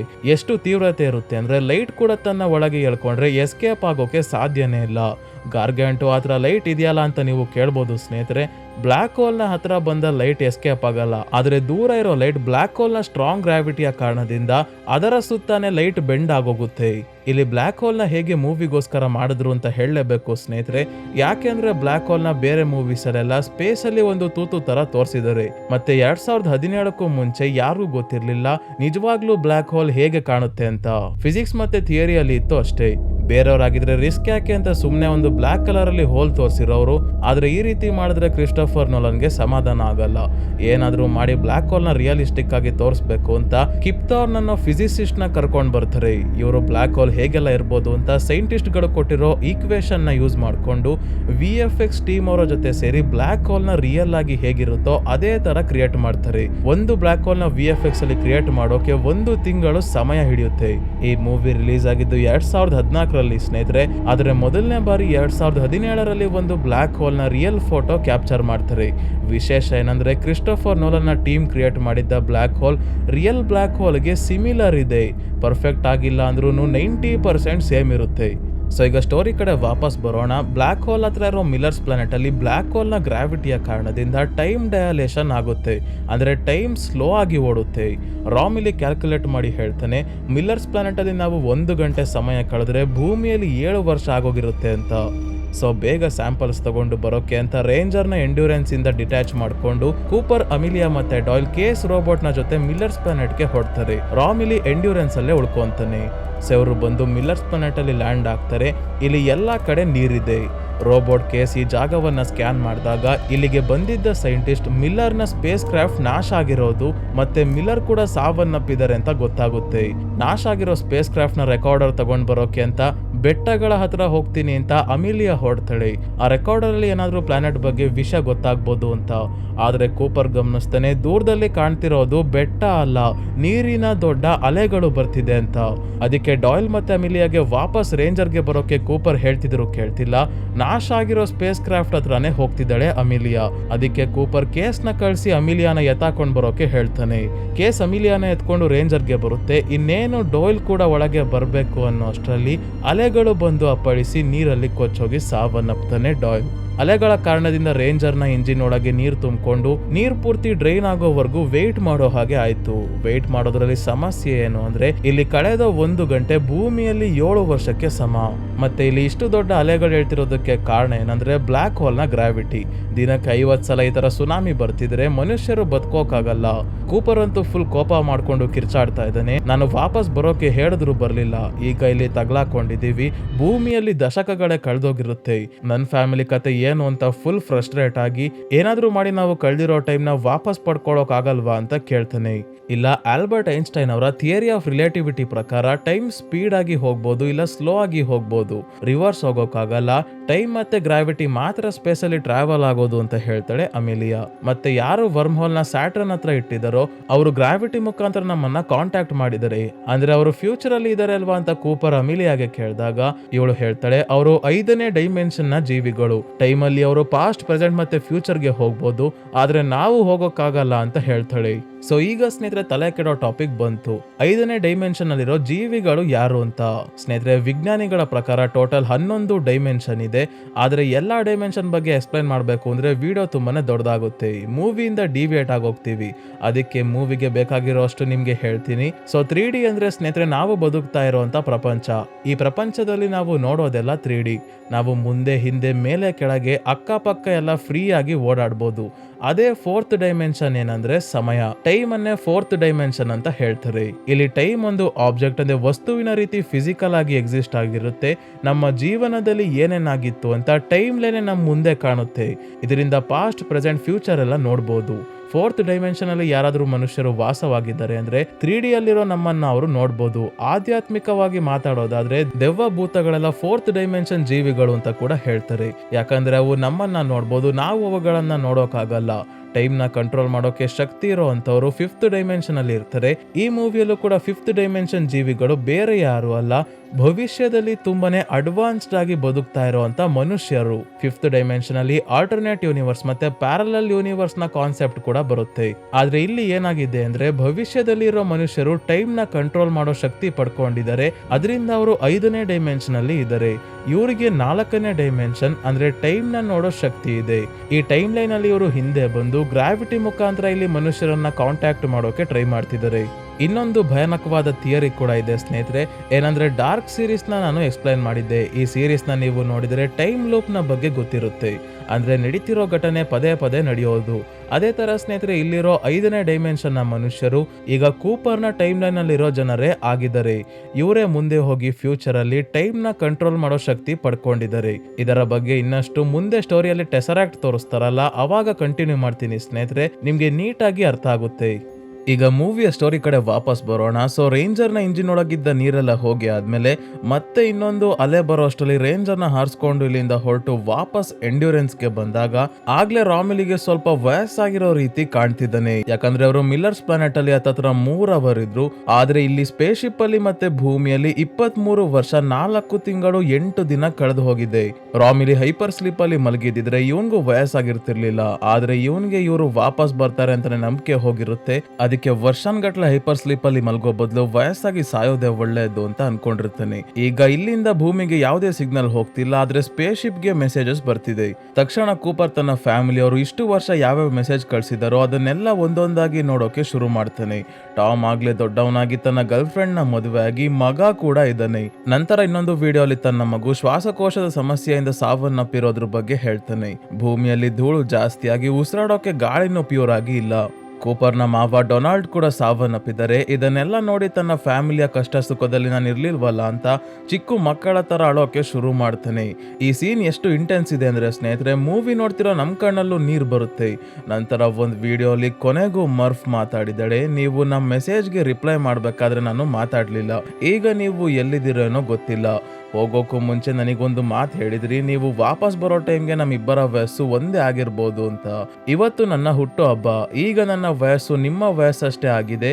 ಈಗ ನೀವು ವಾಪಸ್ ಬರೋ ಸಮಯ ಕೊನೆಗೂ ಆಗಿದೆ ಅಂತ ಅಳ್ತಾ ಹೇಳ್ತಾಳೆ. ಕೂಪರ್ ಕೂಡ ತುಂಬಾನೇ ಅಳ್ತಿದ್ದಾನೆ. ಈ ಕಡೆ ಭೂಮಿಯಲ್ಲಿ ಮರ್ಫ್ ಚೆನ್ನಾಗಿ ಓದಿ ಪ್ರೊಫೆಸರ್ ಬ್ರ್ಯಾಂಡ್ ನ ಜೊತೆ ಸೇರಿ ಗ್ರಾವಿಟಿ ಈಕ್ವೇಶನ್ ನ ಸಾಲ್ವ್ ಮಾಡೋಕೆ ಟ್ರೈ ಮಾಡ್ತಿದ್ದಾಳೆ. ಬ್ರ್ಯಾಂಡ್ಗೆ ತುಂಬಾನೇ ವಯಸ್ಸಾಗಿದೆ. ವೀಲ್ ಚೇರ್ ಮೇಲೆ ಓಡಾಡ್ತಿದ್ದಾರೆ. 23 ವರ್ಷ ಆದ್ರೂ ಇನ್ನೂ ಭೂಮಿಯ ಗ್ರಾವಿಟಿಯಿಂದ ಎಸ್ಕೇಪ್ ಆಗಿ ಲಕ್ಷಾಂತರ ಜನರನ್ನ ಹೇಗೆ ಸ್ಪೇಸ್ಗೆ ಕರ್ಕೊಂಡು ಹೋಗೋದು ಅಂತ ಇನ್ನೂ ಇವ್ರಿಗೆ ಗೊತ್ತಾಗಿಲ್ಲ. ನಂತರ ಇವಳು ತನ್ನ ಅಣ್ಣ ಟಾಮ್ ನ ಮೀಟ್ ಮಾಡೋಕೆ ಬಂದಾಗ ಇಲ್ಲಾಗ್ಲೇ ಜೋಳದ ಗಿಡಕ್ಕೂ ಬ್ಲೈಟ್ ಬಂದಿದೆ. ಅದಕ್ಕೆ ಎಷ್ಟು ಬೆಳೆಗಳಿಗೆ ರೋಗ ಬಂದಿದ್ಯೋ ಅಷ್ಟನ್ನ ಮಾತ್ರ ಸುಟ್ಟಾಗ್ತಿದ್ದಾನೆ. ಜೊತೆಗೆ ಡಸ್ಟ್ ಇಂದ ಟಾಮ್ ನ 2ನೇ ಮಗನಿಗೂ ಕೆಮ್ಮು ಜಾಸ್ತಿ ಆಗ್ತಿದೆ. ಇನ್ನೊಂದ್ ಕಡೆ ಕೂಪರ್, ಅಮಿಲಿಯಾ ಮತ್ತೆ ರಾಮಿಲಿ ಡಿಸ್ಕಸ್ ಮಾಡ್ತಾ ಇದ್ದಾರೆ ನೆಕ್ಸ್ಟ್ ಯಾವ ಪ್ಲಾನೆಟ್ ಗೆ ಹೋಗ್ಬೇಕು. ಫ್ಯೂಲ್ ಕಡಿಮೆ ಇದೆ, 2ರಲ್ಲಿ ಒಂದನ್ನ ಸೆಲೆಕ್ಟ್ ಮಾಡಿ ಹೋದ್ರೆ ಒಳ್ಳೇದು ಅಂತ. ಇವ್ರಿಗೆ ಆ ಪ್ಲಾನೆಟ್ಸ್ ಇಂದ ಸಿಕ್ಕಿರೋ ಡಾಟಾ ಪ್ರಕಾರ 2 ಪ್ಲಾನೆಟ್ ಅಲ್ಲಿ ಮನುಷ್ಯರು ಬದುಕೋದಕ್ಕೆ ಯೋಗ್ಯವಾಗಿದೆ. ಆದ್ರೆ ಮ್ಯಾನ್ಸ್ ಪ್ಲಾನೆಟ್ ಇಂದ ಕಂಟಿನ್ಯೂಸ್ ಆಗಿ ಮೆಸೇಜ್ ಬರ್ತಿರೋದ್ರಿಂದ ಆ ಪ್ಲಾನೆಟ್ ಗೆ ಹೋಗಿರೋ ಸೈಂಟಿಸ್ಟ್ ಮ್ಯಾನ್ ಕೂಡ ಬದುಕಿರ್ಬೋದು ಅಂತ ಅಲ್ಲಿಗೆ ಹೋಗೋಕೆ ಕೂಪರ್ ಡಿಸೈಡ್ ಮಾಡ್ತಾನೆ. ಆದ್ರೆ ಅಮಿಲಿಯಾ ಎಡ್ಮಂಡ್ಸ್ ಪ್ಲಾನೆಟ್ ಗೆ ಹೋಗ್ಬೇಕು, ಅಲ್ಲಿನ ವಾತಾವರಣ ಮ್ಯಾನ್ಸ್ ಪ್ಲಾನೆಟ್ ಗಿಂತ ಚೆನ್ನಾಗಿದೆ ಮತ್ತೆ ಬ್ಲಾಕ್ ಹೋಲ್ ಇಂದ ಕೂಡ ದೂರ ಇದೆ ಅಂದ್ರೂ ಕೇಳಲ್ಲ. ಯಾಕಂದ್ರೆ ಅಮಿಲಿಯಾ ಎಡ್ಮಂಡ್ಸ್ ಪ್ಲಾನೆಟ್ ಗೆ ಹೋಗಿರೋ ಸೈಂಟಿಸ್ಟ್ ಎಡ್ಮಂಡ್ ನ ಪ್ರೀತಿಸ್ತಾ ಇರ್ತಾಳೆ. ಎಡ್ಮಂಡ್ ಏನಾದ್ರು ಬದುಕಿದ್ರೆ ಅವನ್ನ ಮೀಟ್ ಮಾಡೋದಕ್ಕೆ ಈ ರೀತಿ ಹೇಳ್ತಿದ್ದಾಳೆ ಅಂತ ಕೂಪರ್ ಅನ್ಕೊಂತಾನೆ. ಅಮಿಲಿಯಾ ಹೇಳ್ತಾಳೆ ಮ್ಯಾನ್ಸ್ ಪ್ಲಾನೆಟ್ಗೆ ಹೋಗಿ ಅಲ್ಲೂ ಮನುಷ್ಯರು ಬದುಕೋಕೆ ಆಗಲ್ಲ ಅಂತ ಗೊತ್ತಾದಾಗ ನಮ್ಮ ಹತ್ರ 2 ದಾರಿ ಮಾತ್ರ ಉಳಿಯೋದು. ಎಡ್ಮಂಡ್ಸ್ ಪ್ಲಾನೆಟ್ಗೆ ಹೋಗ್ಬೇಕು, ಇಲ್ಲ ವಾಪಸ್ ಮನೆಗೆ ನಮ್ಮ ಭೂಮಿಗೆ ಹೋಗ್ಬೇಕು. ಎಡ್ಮಂಡ್ಸ್ ಪ್ಲಾನೆಟ್ಗೆ ಹೋಗಿ ಅಲ್ಲಿಂದ ವಾಪಸ್ ಮನೆಗೆ ಹೋಗೋಕಾಗಲ್ಲ ಅಂತ. ಭೂಮಿಯಲ್ಲಿ ಆಗ್ಲೇ ಪ್ರೊಫೆಸರ್ ಬ್ರ್ಯಾಂಡ್ ಡೆತ್ ಬೆಡ್ ಅಲ್ಲಿ ಇದ್ದಾರೆ. ಸಾವು ಹತ್ರ ಬಂದಿದೆ. ಮರ್ಫ್ಗೆ ಇವರು ಒಂದು ವಿಷಯದ ಬಗ್ಗೆ ಕ್ಷಮೆ ಕೇಳಿ ಅಳ್ತಿದ್ದಾರೆ. ನಾನು ಇಷ್ಟು ದಿನ ನಿನಗೆ ಸುಳ್ಳು ಹೇಳ್ದೆ, ನಿಮ್ಮಪ್ಪ ವಾಪಸ್ ಬರ್ತಾರೆ ಅಂತ. ಆದ್ರೆ ನಿಮ್ಮಪ್ಪ ವಾಪಸ್ ಬರಲ್ಲ. ಭೂಮಿ ಮೇಲಿರೋ ಮನುಷ್ಯರನ್ನ ಕಾಪಾಡೋಕು ಆಗಲ್ಲ. ಯಾಕಂದ್ರೆ ಆ ಗ್ರಾವಿಟಿ ಈಕ್ವೇಶನ್ ನಾವು ಯಾವತ್ತೂ ಸಾಲ್ವ್ ಮಾಡೋಕೆ ಸಾಧ್ಯನೇ ಇಲ್ಲ. ಪ್ಲಾನ್ ಎ ಸುಳ್ಳಾಗಿತ್ತು. ಪ್ಲಾನ್ ಬಿ ಅಂದ್ರೆ ಮನುಷ್ಯರ ಫರ್ಟಿಲೈಸ್ ಆಗಿರೋ ಎಗ್ನ ತಗೊಂಡು ಹೋಗಿದ್ದಾರಲ್ಲ ಅದನ್ನ ಇನ್ಕ್ಯುಬೇಟ್ ಮಾಡಿ ನಂತರ ಸರೋಗೆಸಿಯಿಂದ ಮಾನವ ಕುಲವನ್ನ ಬೆಳೆಸೋದು, ಅದೇ ವರ್ಕ್ ಆಗೋದು ಅಂತ ಹೇಳ್ತಾ ಸಾವನ್ನಪ್ತಾರೆ ಪ್ರೊಫೆಸರ್ ಬ್ರ್ಯಾಂಡ್. ಈ ವಿಷಯ ನಮ್ಮ ಅಪ್ಪಂಗೆ ಗೊತ್ತಿದ್ರು ನಮ್ಮನ್ನ ಬಿಟ್ಟೋದ್ರ ಅಂತ ಹೇಳು ಕೇಳ್ತಿದ್ದಾಳೆ. ಆದ್ರೆ ಪ್ರೊಫೆಸರ್ ಬ್ರ್ಯಾಂಡ್ ಇನ್ನಿಲ್ಲ. ಆದ್ರೆ ಸ್ನೇಹಿತರೆ ಕೂಪರ್ಗೆ ಈ ವಿಷಯ ಖಂಡಿತ ಗೊತ್ತಿಲ್ಲ. ಅವನು ಕೂಡ ಯಾವಾಗ ವಾಪಸ್ ಭೂಮಿಗೆ ಬರ್ತೀನೋ ಅಂತ ಕಾಯ್ತಾ ಇದ್ದಾನೆ. ಇನ್ನೊಂದ್ ಕಡೆ ಕೂಪರ್, ಅಮಿಲಿಯಾ ಮತ್ತೆ ರಾಮಿಲಿ ಮ್ಯಾನ್ಸ್ ಪ್ಲಾನೆಟ್ ಗೆ ಬಂದಾಗ ನೋಡ್ತಾರೆ ಇಲ್ಲಿ ಎಲ್ಲಾ ಕಡೆ ಬರೀ ಐಸೇ ಇದೆ. ಡಾಕ್ಟರ್ ಮ್ಯಾನ್ ನ ಲ್ಯಾಂಡರ್ ಇಲ್ಲಿ ಇರೋದನ್ನ ನೋಡಿ ಏನ್ ಬದುಕಿದಾರ ಏನ್ ಕತೆ ಅಂತ ಒಳಗೆ ಬಂದ್ರೆ ಮ್ಯಾನ್ ಹೈಪರ್ ಸ್ಲೀಪ್ ಅಲ್ಲಿ ಮಲಗಿರೋದ್ರಿಂದ ಸೇಫ್ ಆಗಿ ಇದ್ದಾನೆ, ಏನೋ ಪ್ರಾಬ್ಲಮ್ ಆಗಿಲ್ಲ. ಹೈಪರ್ ಸ್ಲೀಪ್ ಇಂದ ಎದ್ದೇಳ್ತಿದ್ದಂಗೆ ಮ್ಯಾನ್ ಹೇಳ್ತಾನೆ, ಈ ಪ್ಲಾನೆಟ್ ಮನುಷ್ಯರು ಬದುಕೋದಕ್ಕೆ ಯೋಗ್ಯವಾಗಿದೆ, ಟೆಂಪರೇಚರ್ ಕಡಿಮೆ ಇದೆ, ಗಾಳಿಯಲ್ಲಿ ಅಮೋನಿಯಾ ಜಾಸ್ತಿ ಇರೋದ್ರಿಂದ ಮನುಷ್ಯರಿಗೆ ಉಸಿರಾಡೋದು ಕಷ್ಟ ಆಗ್ಬೋದು. ಆದ್ರೆ ನಾವು ಮೇಲೆ ಇದ್ದೀವಿ, ಕೆಳಗೆ ಇನ್ನೊಂದು ಸರ್ಫೇಸ್ ಇದೆ, ಅಲ್ಲಿ ಆಕ್ಸಿಜನ್ ಬೇಕಾದಷ್ಟಿದೆ ಅಂತ ಹೇಳ್ತಾನೆ. ಇದೇ ಸಮಯಕ್ಕೆ ಟಾರ್ಸ್ ರೋಬೋಟ್ ಮರ್ಫ್ ರೆಕಾರ್ಡ್ ಮಾಡಿರೋ ಮೆಸೇಜ್ ಪ್ಲೇ ಮಾಡುತ್ತೆ. ಮರ್ಫಿ ವಿಡಿಯೋಲಿ ಪ್ರೊಫೆಸರ್ನ ಬಗ್ಗೆ ಹೇಳಿ ಅವರು ಹೇಳಿದ್ದ ಸುಳ್ಳಿನ ಬಗ್ಗೆನೂ ಹೇಳ್ತಾಳೆ. ನಿಮಗೆ ಪ್ಲಾನೇ ಇರೋದು ಸುಳ್ಳು ಅಂತ ಗೊತ್ತಿತ್ತಾ? ನಮ್ಮ ಅಪ್ಪಂಗೆ ಈ ವಿಷಯ ಗೊತ್ತಿದ್ದು ಏನಾದ್ರೂ ನಮ್ಮನ್ನ ಇಲ್ಲೇ ಹೊಟ್ಟೆಗೆ ಊಟ ಇಲ್ದಲೆ ಉಸಿರಾಡೋಕೆ ಆಕ್ಸಿಜನ್ ಇಲ್ದಲೆ ಸಾಯೋಕೆ ಬಿಟ್ರ ಅಂತ ಅಳೋಕೆ ಶುರು ಮಾಡ್ತಾಳೆ. ಅಮಿಲಿಯಾ ಮತ್ತೆ ಕೂಪರ್ಗೆ ಹೀಗೂ ನಡೆದಿದೆ ಅಂತ ಗೊತ್ತಾಗಿದ್ದೆ ಈಗ, ನಮ್ಗೆ ಈ ವಿಷಯ ಗೊತ್ತಿರ್ಲಿಲ್ಲ ಅಂತ ರಿಪ್ಲೈ ಮಾಡೋಣ ಅಂದ್ರೆ ಈ ಕಡೆಯಿಂದ ಮೆಸೇಜ್ ಹೋಗ್ತಿಲ್ಲ. ಇಂಥ ಸಂಕಷ್ಟದಲ್ಲಿ ಸಿಗಾಕೊಂಡಿದ್ದಾನೆ ಕೂಪರ್. ಮ್ಯಾನ್ಗೆ ಈ ವಿಷಯ ಮೊದಲೇ ಗೊತ್ತಿತ್ತು. ಇವನ್ ಹೇಳ್ತಾನೆ, ಆ ಈಕ್ವೇಶನ್ ನ ಸಾಲ್ವ್ ಮಾಡಬೇಕು ಅಂದ್ರೆ ಬ್ಲಾಕ್ ಹೋಲ್ ನ ಒಳಗಿರೋ ಗ್ರಾವಿಟಿಯ ಬಗ್ಗೆ ಡಾಟಾ ಬೇಕಾಗಿತ್ತು, ಅದನ್ನ ಬ್ಲಾಕ್ ಹೋಲ್ ಒಳಗಿಂದ ತರೋದು ಅಸಾಧ್ಯ, ಪ್ಲಾನ್ ಬಿನೇ ವರ್ಕ್ ಆಗೋದು ಅಂತ ಮೊದಲೇ ಗೊತ್ತಿತ್ತು. ಆದ್ರೆ ಈ ವಿಷಯ ಜನರಿಗೆ ಗೊತ್ತಾದ್ರೆ ಸುಮ್ನಿರಲ್ಲ ಅಂತ ಮುಚ್ಚಿಟ್ಟಿದ್ರು ಪ್ರೊಫೆಸರ್ ಬ್ರಾಂಡ್.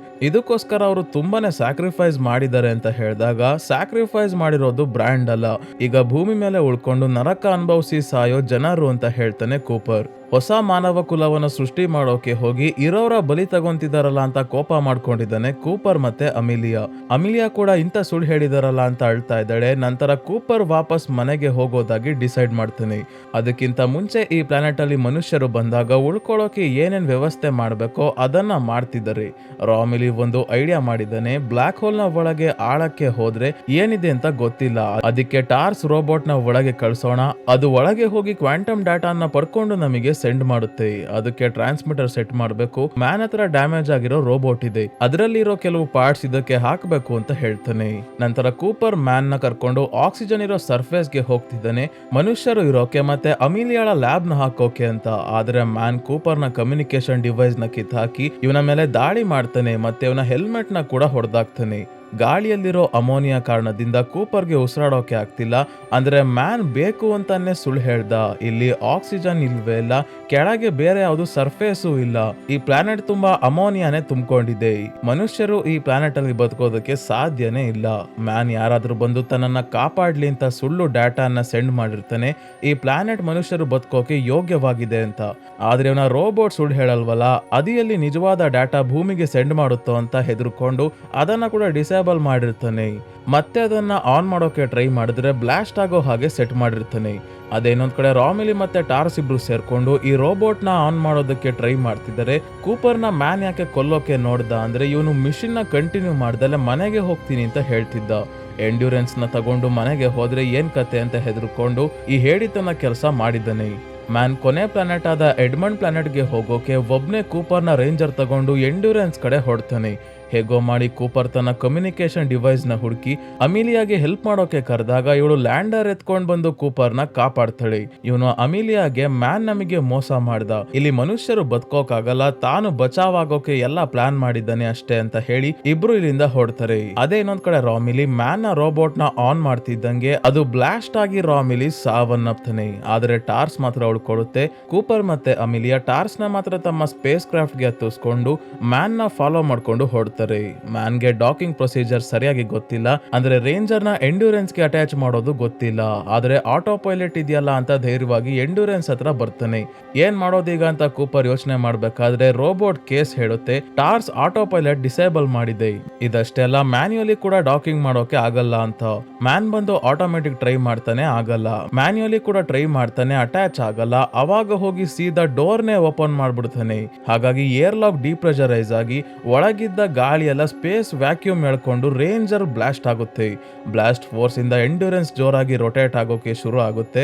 ಮ್ಯಾನ್ ಏನೋ ಸತ್ತ, ಆದ್ರೆ ಕೂಪರ್ಗೆ ಸಾಯ್ಬೇಕಾದ್ರೂ ತಲೆನೋವು ತಂದಿಕ್ಕಿದ್ದಾನೆ. ಈಗ ಜೋರಾಗಿ ತಿರುಗ್ತಾ ಇರೋ ಎಂಡ್ಯೂರೆನ್ಸ್ ಗೆ ಡಾಕಿಂಗ್ ಆಗೋದು ತುಂಬಾನೇ ಕಷ್ಟ. ಎಂಡ್ಯೂರೆನ್ಸ್ ಗೆ ಅಟ್ಯಾಚ್ ಆಗೋಕ್ ಆಗಲ್ಲ ಅಂತ ಕೇಸ್ ಹೇಳ್ತಿದ್ರು, ಕೂಪರ್ ಕೇಳಲ್ಲ. ಮ್ಯಾನ್ಸ್ ಪ್ಲಾನೆಟ್ ನ ಹತ್ರ ಎಂಡ್ಯೂರೆನ್ಸ್ ಹೋಗ್ತಾ ಇದೆ, ಅದು ಕ್ರಾಶ್ ಆಗೋ ಮೊದಲು ಅದರ ಕಂಟ್ರೋಲ್ ತಗೋಬೇಕು ಅಂತ ತಮ್ಮ ಸ್ಪೇಸ್ ಕ್ರಾಫ್ಟ್ ಲ್ಯಾಂಡರ್ ನ ಹತ್ರ ತಗೊಂಡ್ ಬಂದು ಕೇಸ್ ನ ಸಹಾಯದಿಂದ ಎಂಡ್ಯೂರೆನ್ಸ್ ಎಷ್ಟು ಸ್ಪೀಡ್ ಆಗಿ ತಿರುಗ್ತಾ ಇದೆಯೋ ಅಷ್ಟೇ ಸ್ಪೀಡ್ ಅಲ್ಲಿ ತಮ್ಮ ಲ್ಯಾಂಡರ್ ಕೂಡ ರೊಟೇಟ್ ಆಗೋ ಹಾಗೆ ಮಾಡ್ತಾನೆ. ಇದರಿಂದ ಅಮಿಲಿಯಾನೆ ಪ್ರಜ್ಞೆ ತಪ್ತಾಳೆ, ಅಷ್ಟು ಸ್ಪೀಡ್ ಆಗಿ ತಿರುಗ್ತಾ ಇದೆ. ಆದ್ರೆ ಕೂಪರ್ ತುಂಬಾನೇ ಎಕ್ಸ್ಪೀರಿಯನ್ಸ್ಡ್ ಪೈಲಟ್ ಆಗಿರೋದ್ರಿಂದ ತನ್ನ ತಲೆಯನ್ನ ಸ್ಪೇಸ್ ಕ್ರಾಫ್ಟ್ ತಿರುಗ್ತಾ ಇರೋ ಆಪೋಸಿಟ್ ಸೈಡ್ ಗೆ ಬೆಂಡ್ ಮಾಡ್ಕೊಂಡಿದ್ದಾನೆ. ಇದರಿಂದ ಇವನು ಪ್ರಜ್ಞೆ ತಪ್ಪಲ್ಲ. ಟಾರ್ಸ್ ಮತ್ತೆ ಕೇಸ್ ನ ಸಹಾಯದಿಂದ ಸಕ್ಸಸ್ಫುಲ್ ಆಗಿ ಕೊನೆಗೂ ಡಾಕಿಂಗ್ ಆಯ್ತು. ಎಂಡ್ಯೂರೆನ್ಸ್ ನ ಮತ್ತೆ ತಮ್ಮ ಕಂಟ್ರೋಲ್ಗೆ ತಗೊಂತಾರೆ.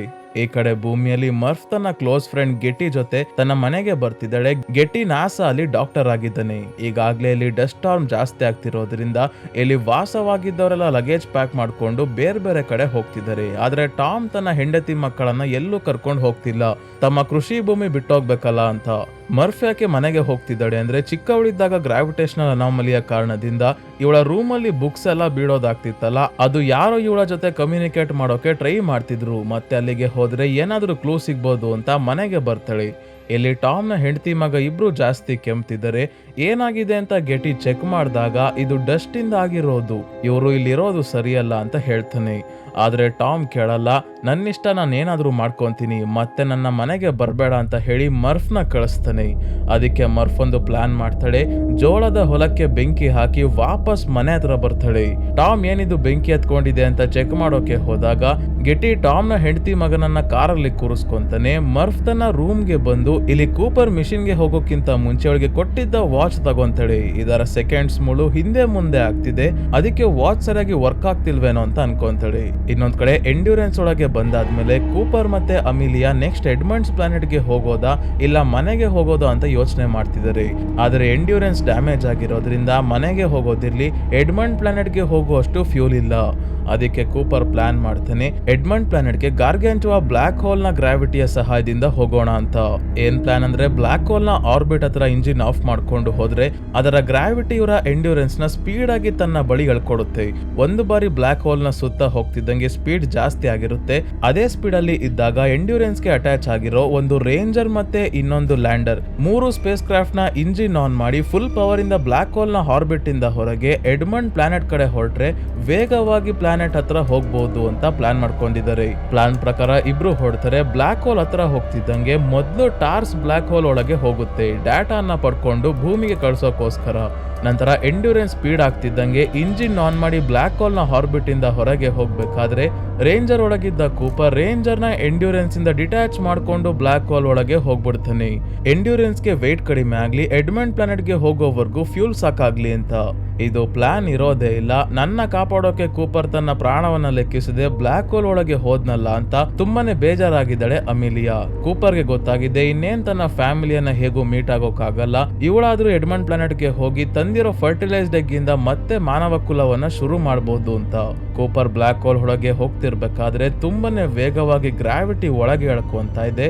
ರೇಂಜರ್ ಪೂರ್ತಿ ನಾಶ ಆಗೋಕೆ ಶುರು ಆದಾಗ ಇವನು ತನ್ನ ಸೀಟ್ ನ ಎಜೆಕ್ಟ್ ಮಾಡ್ಕೊಂಡು ರೇಂಜರ್ ಇಂದ ಹೊರಗೆ ಬರ್ತಾನೆ. ರೇಂಜರ್ ಇಂದ ಮಾತ್ರ ಹೊರಗೆ ಅಲ್ಲ, ಬ್ಲಾಕ್ ಹೋಲ್ ಇಂದಾನು ಹೊರಗೆ ಬಂದು ಒಂದು ಟೆಸರಾಕ್ಟ್ ನ ಒಳಗೆ ಬೀಳ್ತಾನೆ. ಇಲ್ಲೇನ್ ನಡೀತಿದೆ ಅಂತ ಇವನ್ಗೆ ಗೊತ್ತಾಗ್ತಿಲ್ಲ. ಆದ್ರೆ ಇವನಿರೋ ಜಾಗದಲ್ಲಿ ಒಂದು ಬುಕ್ ಶೆಲ್ಫ್ ಕಾಣಿಸುತ್ತೆ. ಈ ಬುಕ್ ಶೆಲ್ಫ್ ನ ಹತ್ರ ಹೋದಾಗ ಗೊತ್ತಾಗುತ್ತೆ ಇದು ತನ್ನ ಮಗಳು ಮರ್ಫ್ ನ ರೂಮ್ ಅಲ್ಲಿರೋ ಬುಕ್ ಶೆಲ್ಫ್ ಅಂತ. ಟೈಮ್ ಅಲ್ಲಿ ಆಲ್ರೆಡಿ ನಡೆದಿರೋ ಒಂದು ಘಟನೆಯನ್ನ ನೋಡ್ತಾ ಇದ್ದೀನಿ ಅಂತ ಇವನ್ಗೆ ಅನ್ಸುತ್ತೆ. ಸೊ ಸ್ನೇಹಿತರೆ, ಈಗ ಈ ಟೆಸರಾಕ್ಟ್ ಏನು ಅಂತ ತಿಳ್ಕೊಳ್ಳೋಣ. ಈ ಟೆಸರಾಕ್ಟ್ 4th ಡೈಮೆನ್ಷನ್ ಅಲ್ಲಿ ಇರುತ್ತೆ. ಅಂದ್ರೆ ಈ ಡೈಮೆನ್ಷನ್ ಟೈಮ್. ಮೊದ್ಲೇ ಹೇಳ್ದಂಗೆ 3rd ಡೈಮೆನ್ಷನ್ ಅಲ್ಲಿ ನಾವು ಬದುಕ್ತಾ ಇರೋದು. ಅದೇ 4ನೇ ಡೈಮೆನ್ಷನ್ ಯಾವ್ದಂದ್ರೆ ಟೈಮ್. 5ನೇ ಡೈಮೆನ್ಷನ್ ಅಲ್ಲಿರೋ ನಮ್ಮ ಫ್ಯೂಚರ್ ಮನುಷ್ಯರು ಈ ಟೆಸರಾಕ್ಟ್ ನ ಈಗ ಪ್ರೆಸೆಂಟ್ ಅಲ್ಲಿರೋ ಮನುಷ್ಯರ ಸಹಾಯಕ್ಕೆ ಅಂತ ಸೃಷ್ಟಿ ಮಾಡಿದ್ದಾರೆ. ಇಲ್ಲಿರೋ ಗ್ರಾವಿಟಿಯ ಸಹಾಯದಿಂದ ಭೂಮಿಯಲ್ಲಿರೋರ್ಗೆ ಕಾಂಟ್ಯಾಕ್ಟ್ ಮಾಡೋಕೆ ಟ್ರೈ ಮಾಡ್ತಿದ್ದಾರೆ. ಟೈಮ್ ನ 3ನೇ ಡೈಮೆನ್ಷನ್ ಅಲ್ಲಿರೋ ನಾವು ನೋಡೋಕ್ಕಾಗಲ್ಲ, ಆದ್ರೆ 5ನೇ ಡೈಮೆನ್ಷನ್ ಅಲ್ಲಿರೋರು ನೋಡ್ಬೋದು. ಅದಕ್ಕೆ ಟೆಸರಾಕ್ಟ್ ನ ಸೃಷ್ಟಿ ಮಾಡಿದರೆ. ಈ ಟೆಸರಾಕ್ಟ್ ಅಲ್ಲಿ ಬೇರೆ ಬೇರೆ ಟೈಮ್ ಲೈನ್ ಇದಾವೆ.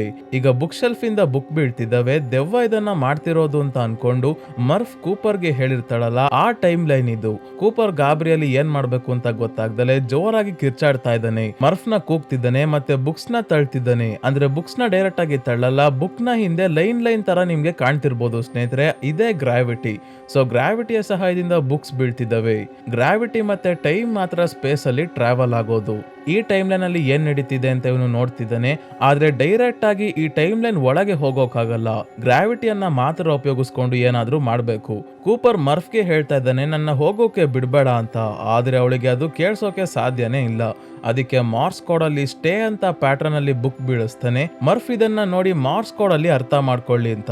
ಅದಕ್ಕೆ ಮರ್ಫ್ ಕೂಪರ್ ಬರೋಕು ಮುಂಚೆ ಸ್ಟೇ ಅಂತ ಆ ದೆವ್ವ ಬುಕ್ ಶೆಲ್ಫ್ ಅಲ್ಲಿರೋ ಬುಕ್ ನ ಸಹಾಯದಿಂದ ಹೇಳ್ತಿದೆ. ನೀವು ಹೋಗ್ಬೇಡಿ ಅಂತ ತನ್ನ ತಂದೆಗೆ ಕೇಳ್ಕೊಂಡಿರ್ತಾಳೆ. ಆದ್ರೆ ಕೂಪರ್ ಇವಳ ಮಾತು ಕೇಳ್ದಲೆ ಮಿಷನ್ ಗೆ ಹೊರಟಿರ್ತಾನೆ. ಇಲ್ಲಿ ಮರ್ಫೆಡಿದ ದೆವ್ವ ಬೇರೆ ಯಾರು ಅಲ್ಲ, ಫ್ಯೂಚರ್ ಅಲ್ಲಿ ಇರೋ ಕೂಪರ್. ಪ್ರೆಸೆಂಟ್ ಅಲ್ಲಿ ಇರೋನು ಫ್ಯೂಚರ್ ಅಲ್ಲೂ ಇರೋಕೆ ಹೇಗ್ ಸಾಧ್ಯ ಅಂದ್ರೆ ಟೈಮ್ ಟ್ರಾವೆಲ್, ಟೈಮ್ ಪ್ಯಾರಾಡಾಕ್ಸ್ ನ ಕಾನ್ಸೆಪ್ಟ್ ಎಲ್ಲ ಬರುತ್ತೆ ಸ್ನೇಹಿತರೆ, ಮುಂದೆ ಹೇಳ್ತೀನಿ. ಸೊ ಈಗ ಇದ್ದಕ್ಕಿದ್ದಂಗೆ ರೋಬೋಟ್ ಟಾರ್ಸ್ ಇವನಿಗೆ ವೈರ್ಲೆಸ್ ನ ಮುಖಾಂತರ ಕಾಂಟ್ಯಾಕ್ಟ್ ಮಾಡುತ್ತೆ. ಅಂದ್ರೆ ಕೂಪರ್ ಮಾತ್ರ ಅಲ್ಲ, ಟಾರ್ಸ್ ಕೂಡ ಟೆಸರಾಕ್ಟ್ ನ ಒಳಗೆ ಎಲ್ಲೋ ಇದೆ. ಟಾರ್ಸ್ ಹೇಳುತ್ತೆ, ಫ್ಯೂಚರ್ ಅಲ್ಲಿರೋ ಜನರು ತಮ್ಮ 5ನೇ ಡೈಮೆನ್ಷನ್ ಅಲ್ಲೇ ಈ ಟೆಸರಾಕ್ಟ್ ನ ಮಾಡಿದ್ದಾರೆ. ನಾವು ಗ್ರಾವಿಟಿಯ ಸಹಾಯದಿಂದ ಎಲ್ಲ ಅರ್ಥ ಮಾಡ್ಕೊಂಡು ಭೂಮಿಗೆ ಕಾಂಟ್ಯಾಕ್ಟ್ ಮಾಡೋಕೆ ಸಮಯ ನಿನ್ ಮುಂದೆ ಫಿಸಿಕಲ್ ಆಗಿ ಕಾಣಿಸ್ತಾ ಇದೆ. ನೀನು ಯಾವ ಟೈಮ್ ಲೈನ್ ಗೆ ಬೇಕಾದ್ರೂ ಹೋಗಿ ಗ್ರಾವಿಟಿಯನ್ನ ಉಪಯೋಗಿಸ್ಕೊಂಡು ಮೆಸೇಜ್ ಕಳಿಸಬಹುದು ಅಂತ ಕೂಪರ್ ಹೇಳ್ತಾನೆ. ಹಾಗಿದ್ರೆ ನನ್ನ ಹತ್ರ ಒಂದು ಪ್ಲಾನ್ ಇದೆ. ನೀನು ಬ್ಲಾಕ್ ಹೋಲ್ ಒಳಗೆ ಇದ್ದ ಗ್ರಾವಿಟಿ ಮತ್ತೆ ಕ್ವಾಂಟಮ್ ಡಾಟಾ ತಗೊಂಡ ಅಂತ ಕೇಳಿದಾಗ ಹೌದು ಅಂತ ಹೇಳುತ್ತೆ ಟಾರ್ಸ್. ಹಾಗಾದ್ರೆ ಅದನ್ನ ನನ್ನ ಮಗಳಿಗೆ ತಲುಪಿಸ್ತೀನಿ. ಅವಳು ಗ್ರಾವಿಟಿ ಈಕ್ವೇಶನ್ ನ ಸಾಲ್ವ್ ಮಾಡಿ ಮಾನವ ಕುಲವನ್ನ ಕಾಪಾಡ್ತಾಳೆ. ನಾನು ಅನ್ಕೊಂಡಿದ್ದೆ ಭವಿಷ್ಯದಲ್ಲಿರೋ ಮನುಷ್ಯರು ನನ್ನ ಸೆಲೆಕ್ಟ್ ಮಾಡಿದರೆ ಮನುಷ್ಯರನ್ನ ಕಾಪಾಡೋಕೆ ಅಂತ. ಆದ್ರೆ ಇಲ್ಲ, ಅವರು ಸೆಲೆಕ್ಟ್ ಮಾಡಿರೋದು ನನ್ನ ಮಗಳನ್ನ. ಅವಳಷ್ಟು ಇಂಟೆಲಿಜೆಂಟ್ ಯಾರು ಇಲ್ಲ. ಅದಕ್ಕೆ ಅವಳು ನಾಸಾಗೆ ಬಂದು ಗ್ರಾವಿಟಿ ಈಕ್ವೇಶನ್ ಬಗ್ಗೆ ತಿಳ್ಕೋಬೇಕು. ಇದರಿಂದ ಮುಂದೆ ಅವರು ಈಕ್ವೇಶನ್ ಸಾಲ್ವ್ ಮಾಡೋಕೆ ಹೆಲ್ಪ್ ಆಗುತ್ತೆ ಅಂತ ಡೆಸ್ಟಾನ್ ಬರೋ ಟೈಮ್ ಲೈನ್ ಹತ್ರ ಹೋಗಿ ಗ್ರಾವಿಟಿಯ ಸಹಾಯದಿಂದ ನಾಸಾ ಇರೋ ಕೋಆರ್ಡಿನೇಟ್ಸ್ ನ ಬೈನರಿಯಲ್ಲಿ ಕೊಡ್ತಾನೆ. ಅಂದ್ರೆ ಇವನೇ ತನ್ನ ಪಾಸ್ಟ್ ಅಲ್ಲಿರೋ ತನ್ನ ಮಗಳಿಗೇನೆ ಈ ಕೋಆರ್ಡಿನೇಟ್ಸ್ ಕೊಟ್ಟಿರೋದು. ಇಲ್ಲಿ ಸ್ನೇಹಿತರೆ ಟೈಮ್ ಲೂಪ್ ನ ಕಾನ್ಸೆಪ್ಟ್ ಬರುತ್ತೆ. ಇಲ್ಲಿ ಟೈಮ್ ಸ್ನೇಹಿತರೆ ಸ್ಟ್ರೈಟ್ ಆಗಿ ನಡೆಯಲ್ಲ. ಪಾಸ್ಟ್, ಪ್ರೆಸೆಂಟ್, ಫ್ಯೂಚರ್ ಅನ್ನೋದು ಸ್ಟ್ರೈಟ್ ಲೈನ್ ಅಲ್ಲಿ ಇರಲ್ಲ, ಸರ್ಕಲ್ ಅಲ್ಲಿ ಇರುತ್ತೆ. ಒಂದು ಸ್ಟ್ರೈಟ್ ಲೈನ್ ಅಲ್ಲಿ ಆದ್ರೆ ನಮ್ಗೆ ಸ್ಟಾರ್ಟಿಂಗ್ ಪಾಯಿಂಟ್ ಯಾವುದು, ಎಂಡಿಂಗ್ ಪಾಯಿಂಟ್ ಯಾವುದು ಅಂತ ಗೊತ್ತಿರುತ್ತೆ. ಆದ್ರೆ ಇಲ್ಲಿ ಟೈಮ್ ಸರ್ಕಲ್ ಅಲ್ಲಿ ಇರೋದ್ರಿಂದ ಸ್ಟಾರ್ಟಿಂಗ್ ಪಾಯಿಂಟ್ ಯಾವುದು, ಎಂಡಿಂಗ್ ಪಾಯಿಂಟ್ ಯಾವುದು ಅಂತ ಗೊತ್ತಾಗಲ್ಲ. ಈಗ ಕೂಪರ್ ನ ಟೈಮ್ ಲೈನ್ ಕೂಡ ಅದೇ ಆಗ್ತಿದೆ. ಫ್ಯೂಚರ್ ಗೆ ಕೂಪರ್ ಹೇಗೆ ಹೋದ, ಗ್ರಾವಿಟಿ ಮುಖಾಂತರ ಕೋಆರ್ಡಿನೇಟ್ ಸಿಕ್ತು. ಇದರಿಂದ ನಾಸಾ ಎಲ್ಲಿದೆ ಅಂತ ಗೊತ್ತಾಯ್ತು. ನಾಸಾಗೆ ಅಪ್ಪ ಮಗಳು ಇಬ್ರು ಬಂದಿದ್ರು. ಅಂದ್ರೆ ಫ್ಯೂಚರ್ ಅಲ್ಲಿರೋ ಕೂಪರ್ ಪ್ರೆಸೆಂಟ್ ಅಲ್ಲಿರೋ ಕೂಪರ್ ಗೆ ಕೋಆರ್ಡಿನೇಟ್ಸ್ ಕಳಿಸ್ತಾ ಅಂದ್ರೆ ಯಾರಿಗೆ ಫಸ್ಟ್ ಕೋಆರ್ಡಿನೇಟ್ಸ್ ಗೊತ್ತಾಯ್ತು ಅಂತ ಹೇಳಿ ನಮ್ಗೆ ಕನ್ಫ್ಯೂಷನ್ ಶುರು ಆಗುತ್ತೆ. ಇದನ್ನೇ ಸ್ನೇಹಿತರೆ ಬೂಟ್ ಸ್ಟ್ರಾಪ್ ಪ್ಯಾರಾಡಾಕ್ಸ್ ಅಂತ ಕರೀತಾರೆ. ಏನಿದು ಬೂಟ್ ಸ್ಟ್ರಾಪ್ ಪ್ಯಾರಾಡಾಕ್ಸ್ ಅಂತ ಮೊದಲು ಒಂದು ಎಕ್ಸಾಂಪಲ್ ನೋಡೋಣ. ಫ್ಯೂಚರ್ ಅಲ್ಲಿರೋ ಕೂಪರ್ ಗೆ ಕೋಆರ್ಡಿನೇಟ್ಸ್ ಗೊತ್ತಾಗ್ಬೇಕು ಅಂದ್ರೆ ಮೊದಲು ಪ್ರೆಸೆಂಟ್ ಅಲ್ಲಿರೋ ಕೂಪರ್ ಗೆ ಕೋಆರ್ಡಿನೇಟ್ಸ್ ಗೊತ್ತಾಗ್ಬೇಕಲ್ಲ. ಪ್ರೆಸೆಂಟ್ ಅಲ್ಲಿರೋ ಕೂಪರ್ ಗೆ ಫ್ಯೂಚರ್ ಅಲ್ಲಿರೋ ಕೂಪರ್ ಕೋಆರ್ಡಿನೇಟ್ಸ್ ಕೊಟ್ಟ ಅಂದ್ರೆ ಫ್ಯೂಚರ್ ಅಲ್ಲಿರೋ ಕೂಪರ್ ಗೆ ಹೇಗೆ ಮೊದಲೇ ಕೋಆರ್ಡಿನೇಟ್ಸ್ ಗೊತ್ತಾಯ್ತು, ಪ್ರೆಸೆಂಟ್ ಅಲ್ಲಿ ಇನ್ನೂ ಕೂಪರ್ ನಾಸಾಗೆ ಹೋಗೇ ಇಲ್ವಲ್ಲ. ಸೊ ಇದೇ ಪ್ರಶ್ನೆಗೆ ಉತ್ತರ boot strap paradox. So example ಏನಂದ್ರೆ ಒಂದಿನ ಒಬ್ಬ ವ್ಯಕ್ತಿಗೆ ತನ್ನ ಮನೆಯ ಬಾಗಿಲಲ್ಲಿ ಟೈಮ್ ಟ್ರಾವೆಲ್ ಮಷಿನ್ ಹೇಗ್ ಮಾಡೋದು ಅಂತ ಹೇಳೋ ಬುಕ್ ಸಿಗುತ್ತೆ ಅಂತ ಅನ್ಕೊಳ್ಳೋಣ. ಈ ವ್ಯಕ್ತಿಗೆ ಫುಲ್ ಖುಷಿಯಾಗಿ ಈ ಬುಕ್ ನ ಓದಿ ಟೈಮ್ ಮೆಷಿನ್ ಮಾಡೋಕೆ ಶುರು ಮಾಡಿ ಒಂದು 5 ವರ್ಷ ಆದ್ಮೇಲೆ ಕಂಪ್ಲೀಟ್ ಮಾಡ್ತಾನೆ. ಈಗ ಟೈಮ್ ಮಷಿನ್ ನ ಟೆಸ್ಟ್ ಮಾಡೋಕೆ ಅಂತ ಈ ಬುಕ್ ನ ತನ್ನ ಕೈಯಲ್ಲಿ ಇಟ್ಕೊಂಡು ಟೈಮ್ ಮಷಿನ್ ನ ಸಹಾಯದಿಂದ 5 ವರ್ಷ ಹಿಂದೆ ಬರ್ತಾನೆ. ಮತ್ತೆ ತನ್ನ ಮನೆಯ ಬಾಗಿಲಿಗೆ ಬಂದು ಈ ಬುಕ್ ಅನ್ನ ಇಡ್ತಾನೆ ಅಂತ ಅನ್ಕೊಳ್ಳೋಣ. ಸೊ ಈಗ ಎಲ್ಲ ಸರಿ. ಈಗ ನಮ್ಮ ತಲೆ ತಿರುಗೋ ಪ್ರಶ್ನೆ ಏನಂದ್ರೆ ಈ ಬುಕ್ ನ ಆರಿಜಿನ್ ಯಾವುದು, ಈ ಬುಕ್ ಎಲ್ಲಿಂದ ಬಂತು ಅಂತ. ಈ ವ್ಯಕ್ತಿಯ ಮನೆಯ ಬಾಗಿಲಲ್ಲಿ ಈ ಬುಕ್ ಅನ್ನ ಇಟ್ಟಿದ್ದು ಇದೇ ವ್ಯಕ್ತಿನೇ. ಇದೇ ಬುಕ್ ಅನ್ನ ತಗೊಂಡು ಟೈಮ್ ಮಷಿನ್ ಮಾಡಿ ಟೈಮ್ ಟ್ರಾವೆಲ್ ಮಾಡಿದ್ದು ಕೂಡ ಇದೇ ವ್ಯಕ್ತಿ. ಅಂದ್ರೆ ಬುಕ್ ಎಲ್ಲಿಂದ ಬಂತು ಮತ್ತೆ ಟೈಮ್ ಲೂಪ್ ಅಲ್ಲಿ ಸ್ಟಾರ್ಟಿಂಗ್ ಪಾಯಿಂಟ್ ಯಾವುದು, ಎಂಡಿಂಗ್ ಪಾಯಿಂಟ್ ಯಾವುದು ಅಂತ ನಾವ್ ಏನೇ ಮಾಡಿದ್ರು ಗೊತ್ತಾಗಲ್ಲ. ಇದೇ ಬೂಟ್ ಸ್ಟ್ರಾಪ್ ಪ್ಯಾರಾಡಾಕ್ಸ್. ಮೊಟ್ಟೆ ಮೊದಲ ಅಥವಾ ಕೋಳಿ ಮೊದಲ ಅನ್ನೋ ಪ್ರಶ್ನೆಗೆ ಹೇಗೆ ಉತ್ತರ ಇಲ್ವೋ ಅದೇ ತರ ಈ ಪ್ಯಾರಾಡಾಕ್ಸ್ ಕೂಡ. ಈ ಮೂವಿಯಲ್ಲಿ ಇನ್ನೊಂದು ವಿಷಯ ಏನಂದ್ರೆ ಸ್ನೇಹಿತರೆ, ಒಂದು ಥಿಯರಿಯ ಬಗ್ಗೆ ನಿಮ್ಗೆ ಮುಂದೆ ಹೇಳ್ತೀನಿ ಅಂತ ಹೇಳಿದ್ದೆ. ಆ ಥಿಯರಿ ಏನಂದ್ರೆ ಫ್ಯೂಚರ್ ಅಲ್ಲಿ ಆಲ್ರೆಡಿ ಫುಲ್ ಡೆವಲಪ್ ಆಗಿ 5ನೇ ಡೈಮೆನ್ಷನ್ಗೆ ಹೋಗೋ ಟೆಕ್ನಾಲಜಿ ಅಥವಾ ಪವರ್ಸ್ ಪಡ್ಕೊಂಡಿರೋ ಮನುಷ್ಯರು ಮೊದಲು ಅವರು ಫ್ಯೂಚರ್ಗೆ ಹೋಗೋಕ್ಕೂ ಮುಂಚೆ ಭೂಮಿಯಿಂದ ಹೇಗೆ ಬಚಾವಾದ್ರು ಅಂತ. ನಾನ್ ಹೇಳ್ತಿದ್ದ ಥಿಯರಿಯ ಪ್ರಕಾರ ಫ್ಯೂಚರ್ ಅಲ್ಲಿರೋ ಮನುಷ್ಯರು ಭೂಮಿಯಲ್ಲಿ ಇದ್ದವರು ಅಲ್ವೇ ಅಲ್ಲ, ಅವರು ಬೇರೆ ಪ್ಲಾನೆಟ್ ಅಥವಾ ಎಡ್ಮಂಡ್ ಪ್ಲಾನೆಟ್ ಅಲ್ಲಿ ಹುಟ್ಟಿ ಬೆಳೆದವರು. ಹೇಗೆ ಅಂದ್ರೆ ಪ್ರೊಫೆಸರ್ ಬ್ರ್ಯಾಂಡ್ ನ ಮಗಳು ಅಮಿಲಿಯಾ ತನ್ನ ಜೊತೆ ಹ್ಯೂಮನ್ ಫರ್ಟಿಲೈಸ್ಡ್ ಎಗ್ ನ ತಗೊಂಡ್ ಹೋಗಿರ್ತಾಳಲ್ಲ, ಈ ಫರ್ಟಿಲೈಸ್ಡ್ ಎಗ್ ನ ಸಹಾಯದಿಂದ ಎಡ್ಮಂಡ್ ಪ್ಲಾನೆಟ್ ಗೆ ಹೋಗಿ ಅಲ್ಲಿ ಹೊಸ ಜೀವನ ಶುರು ಮಾಡಿರ್ತಾಳೆ. ಆದ್ರೆ ಭೂಮಿಯಲ್ಲಿ ಇದ್ದವರು ಜಗತ್ತು ನಾಶ ಆಗಿ ಎಲ್ಲರೂ ಸಾವನ್ನಪ್ಪಿರ್ತಾರೆ. ಕೂಪರ್ ಕೂಡ ಸ್ಪೇಸ್ ಗೆ ಬಂದೇ ಇರಲ್ಲ. ಈ ಎಡ್ಮಂಡ್ ಪ್ಲಾನೆಟ್ ಅಲ್ಲಿ ಹೊಸದಾಗಿ ಹುಟ್ಟಿ ಬೆಳೆದ ಮನುಷ್ಯರು ಈಗ ಎವಾಲ್ವ್ ಆಗಿ ತುಂಬಾನೇ ಅಡ್ವಾನ್ಸ್ ಆಗಿ 5ನೇ ಡೈಮೆನ್ಷನ್ ಗೆ ಆಕ್ಸೆಸ್ ಪಡ್ಕೊಂಡಾದ್ಮೇಲೆ ಟೈಮ್ ನ ಕಂಟ್ರೋಲ್ ಮಾಡೋ ಶಕ್ತಿ ಸಿಕ್ಕಿರುತ್ತೆ. ಈ ಶಕ್ತಿಯನ್ನ ಉಪಯೋಗಿಸ್ಕೊಂಡು ಟೆಸರಾಕ್ಟ್ ಸೃಷ್ಟಿ ಮಾಡಿ ಇದರ ಮುಖಾಂತರ ತಮ್ಮ ಪಾಸ್ಟ್ ಅಲ್ಲಿ ಭೂಮಿಯಲ್ಲಿರೋರ್ಗೆ ಕಾಂಟ್ಯಾಕ್ಟ್ ಮಾಡೋಕೆ ನೋಡ್ತಾರೆ. ಈ ಬಾರಿ ಆದ್ರೂ ಮನುಷ್ಯರು ಬದುಕ್ಲಿ, ಗ್ರಾವಿಟಿ ಈಕ್ವೇಶನ್ ನ ಸಾಲ್ವ್ ಮಾಡ್ಲಿ ಅಂತ.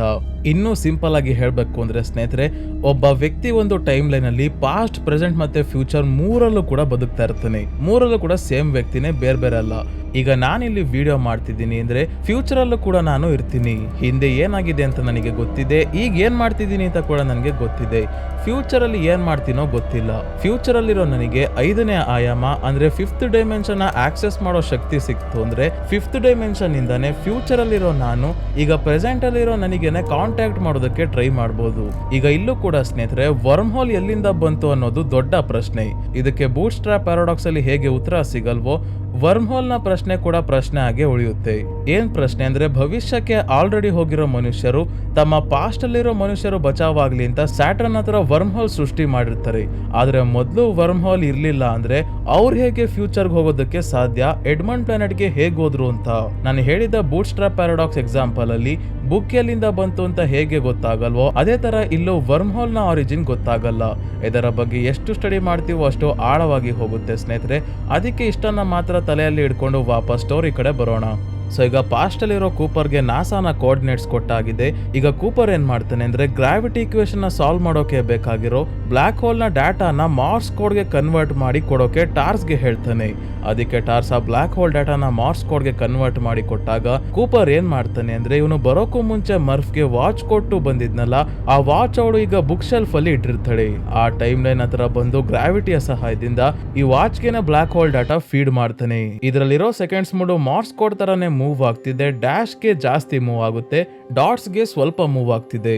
ಟಾರ್ಸ್ ಹೇಳುತ್ತೆ, ನಿಮ್ ಮಗಳು ಇದನ್ನ ಅರ್ಥ ಮಾಡ್ಕೊಳ್ಳೋ ಅಷ್ಟರಲ್ಲಿ ವರ್ಷಗಳೇ ಕಳೆದೋಗುತ್ತೆ. ಅದು ಅಲ್ದಲೆ ಈ ವಾಚ್ ನ ಮತ್ತೆ ನೋಡೋಕೆ ಅವಳು ಬರ್ಬೇಕಲ್ಲ ಅಂತ ಕೇಳಿದಾಗ ಕೂಪರ್ ಹೇಳ್ತಾನೆ, ಅವಳು ಬಂದೇ ಬರ್ತಾಳೆ, ಯಾಕಂದ್ರೆ ಆ ವಾಚ್ ನ ನಾನು ಅವಳಿಗೆ ಕೊಟ್ಟಿದ್ದೀನಿ ಅಂತ.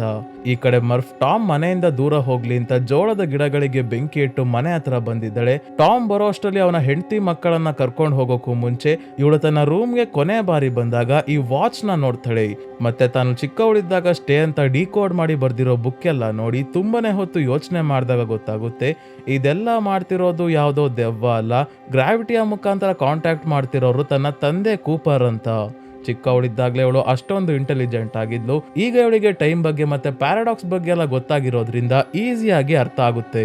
ಈಗ ವಾಚ್ ನ ಕೂಡ ಗಮನಿಸ್ತಾಳೆ. ಇದರ ಸೆಕೆಂಡ್ಸ್ ಮುಳ್ಳು ಒಂದು ಪ್ಯಾಟರ್ನ್ ಅಲ್ಲಿ ಮೂವ್ ಆಗ್ತಿರೋ ರೀತಿ ಕಾಣ್ತಿದ್ಯಲ್ಲ ಅಂತ ಯೋಚನೆ ಮಾಡಿದಾಗ ಇದು ಮಾರ್ಸ್ ಕೋಡ್ ಅಂತ ಕೂಡ ಗೊತ್ತಾಯ್ತು. ಇವಳು ಬರೋದು ಟೈಮ್ ಆಗೋಗುತ್ತೆ. ಟಾಮ್ ಕೂಡ ಆಲ್ರೆಡಿ ವಾಪಸ್ ಬಂದಿದ್ದಾನೆ. ಮರ್ಫ್ ಬಂದು ಟಾಮ್ಗೆ ಹೇಳ್ತಾಳೆ, ನಾವ್ ಅನ್ಕೊಂಡಿದ್ವಿ ನಮ್ಮ ಅಪ್ಪ ನಮ್ಮನ್ನ ಇಲ್ಲೇ ಸಾಯೋಕೆ ಬಿಟ್ಟೋಗಿದ್ದಾರೆ ಅಂತ.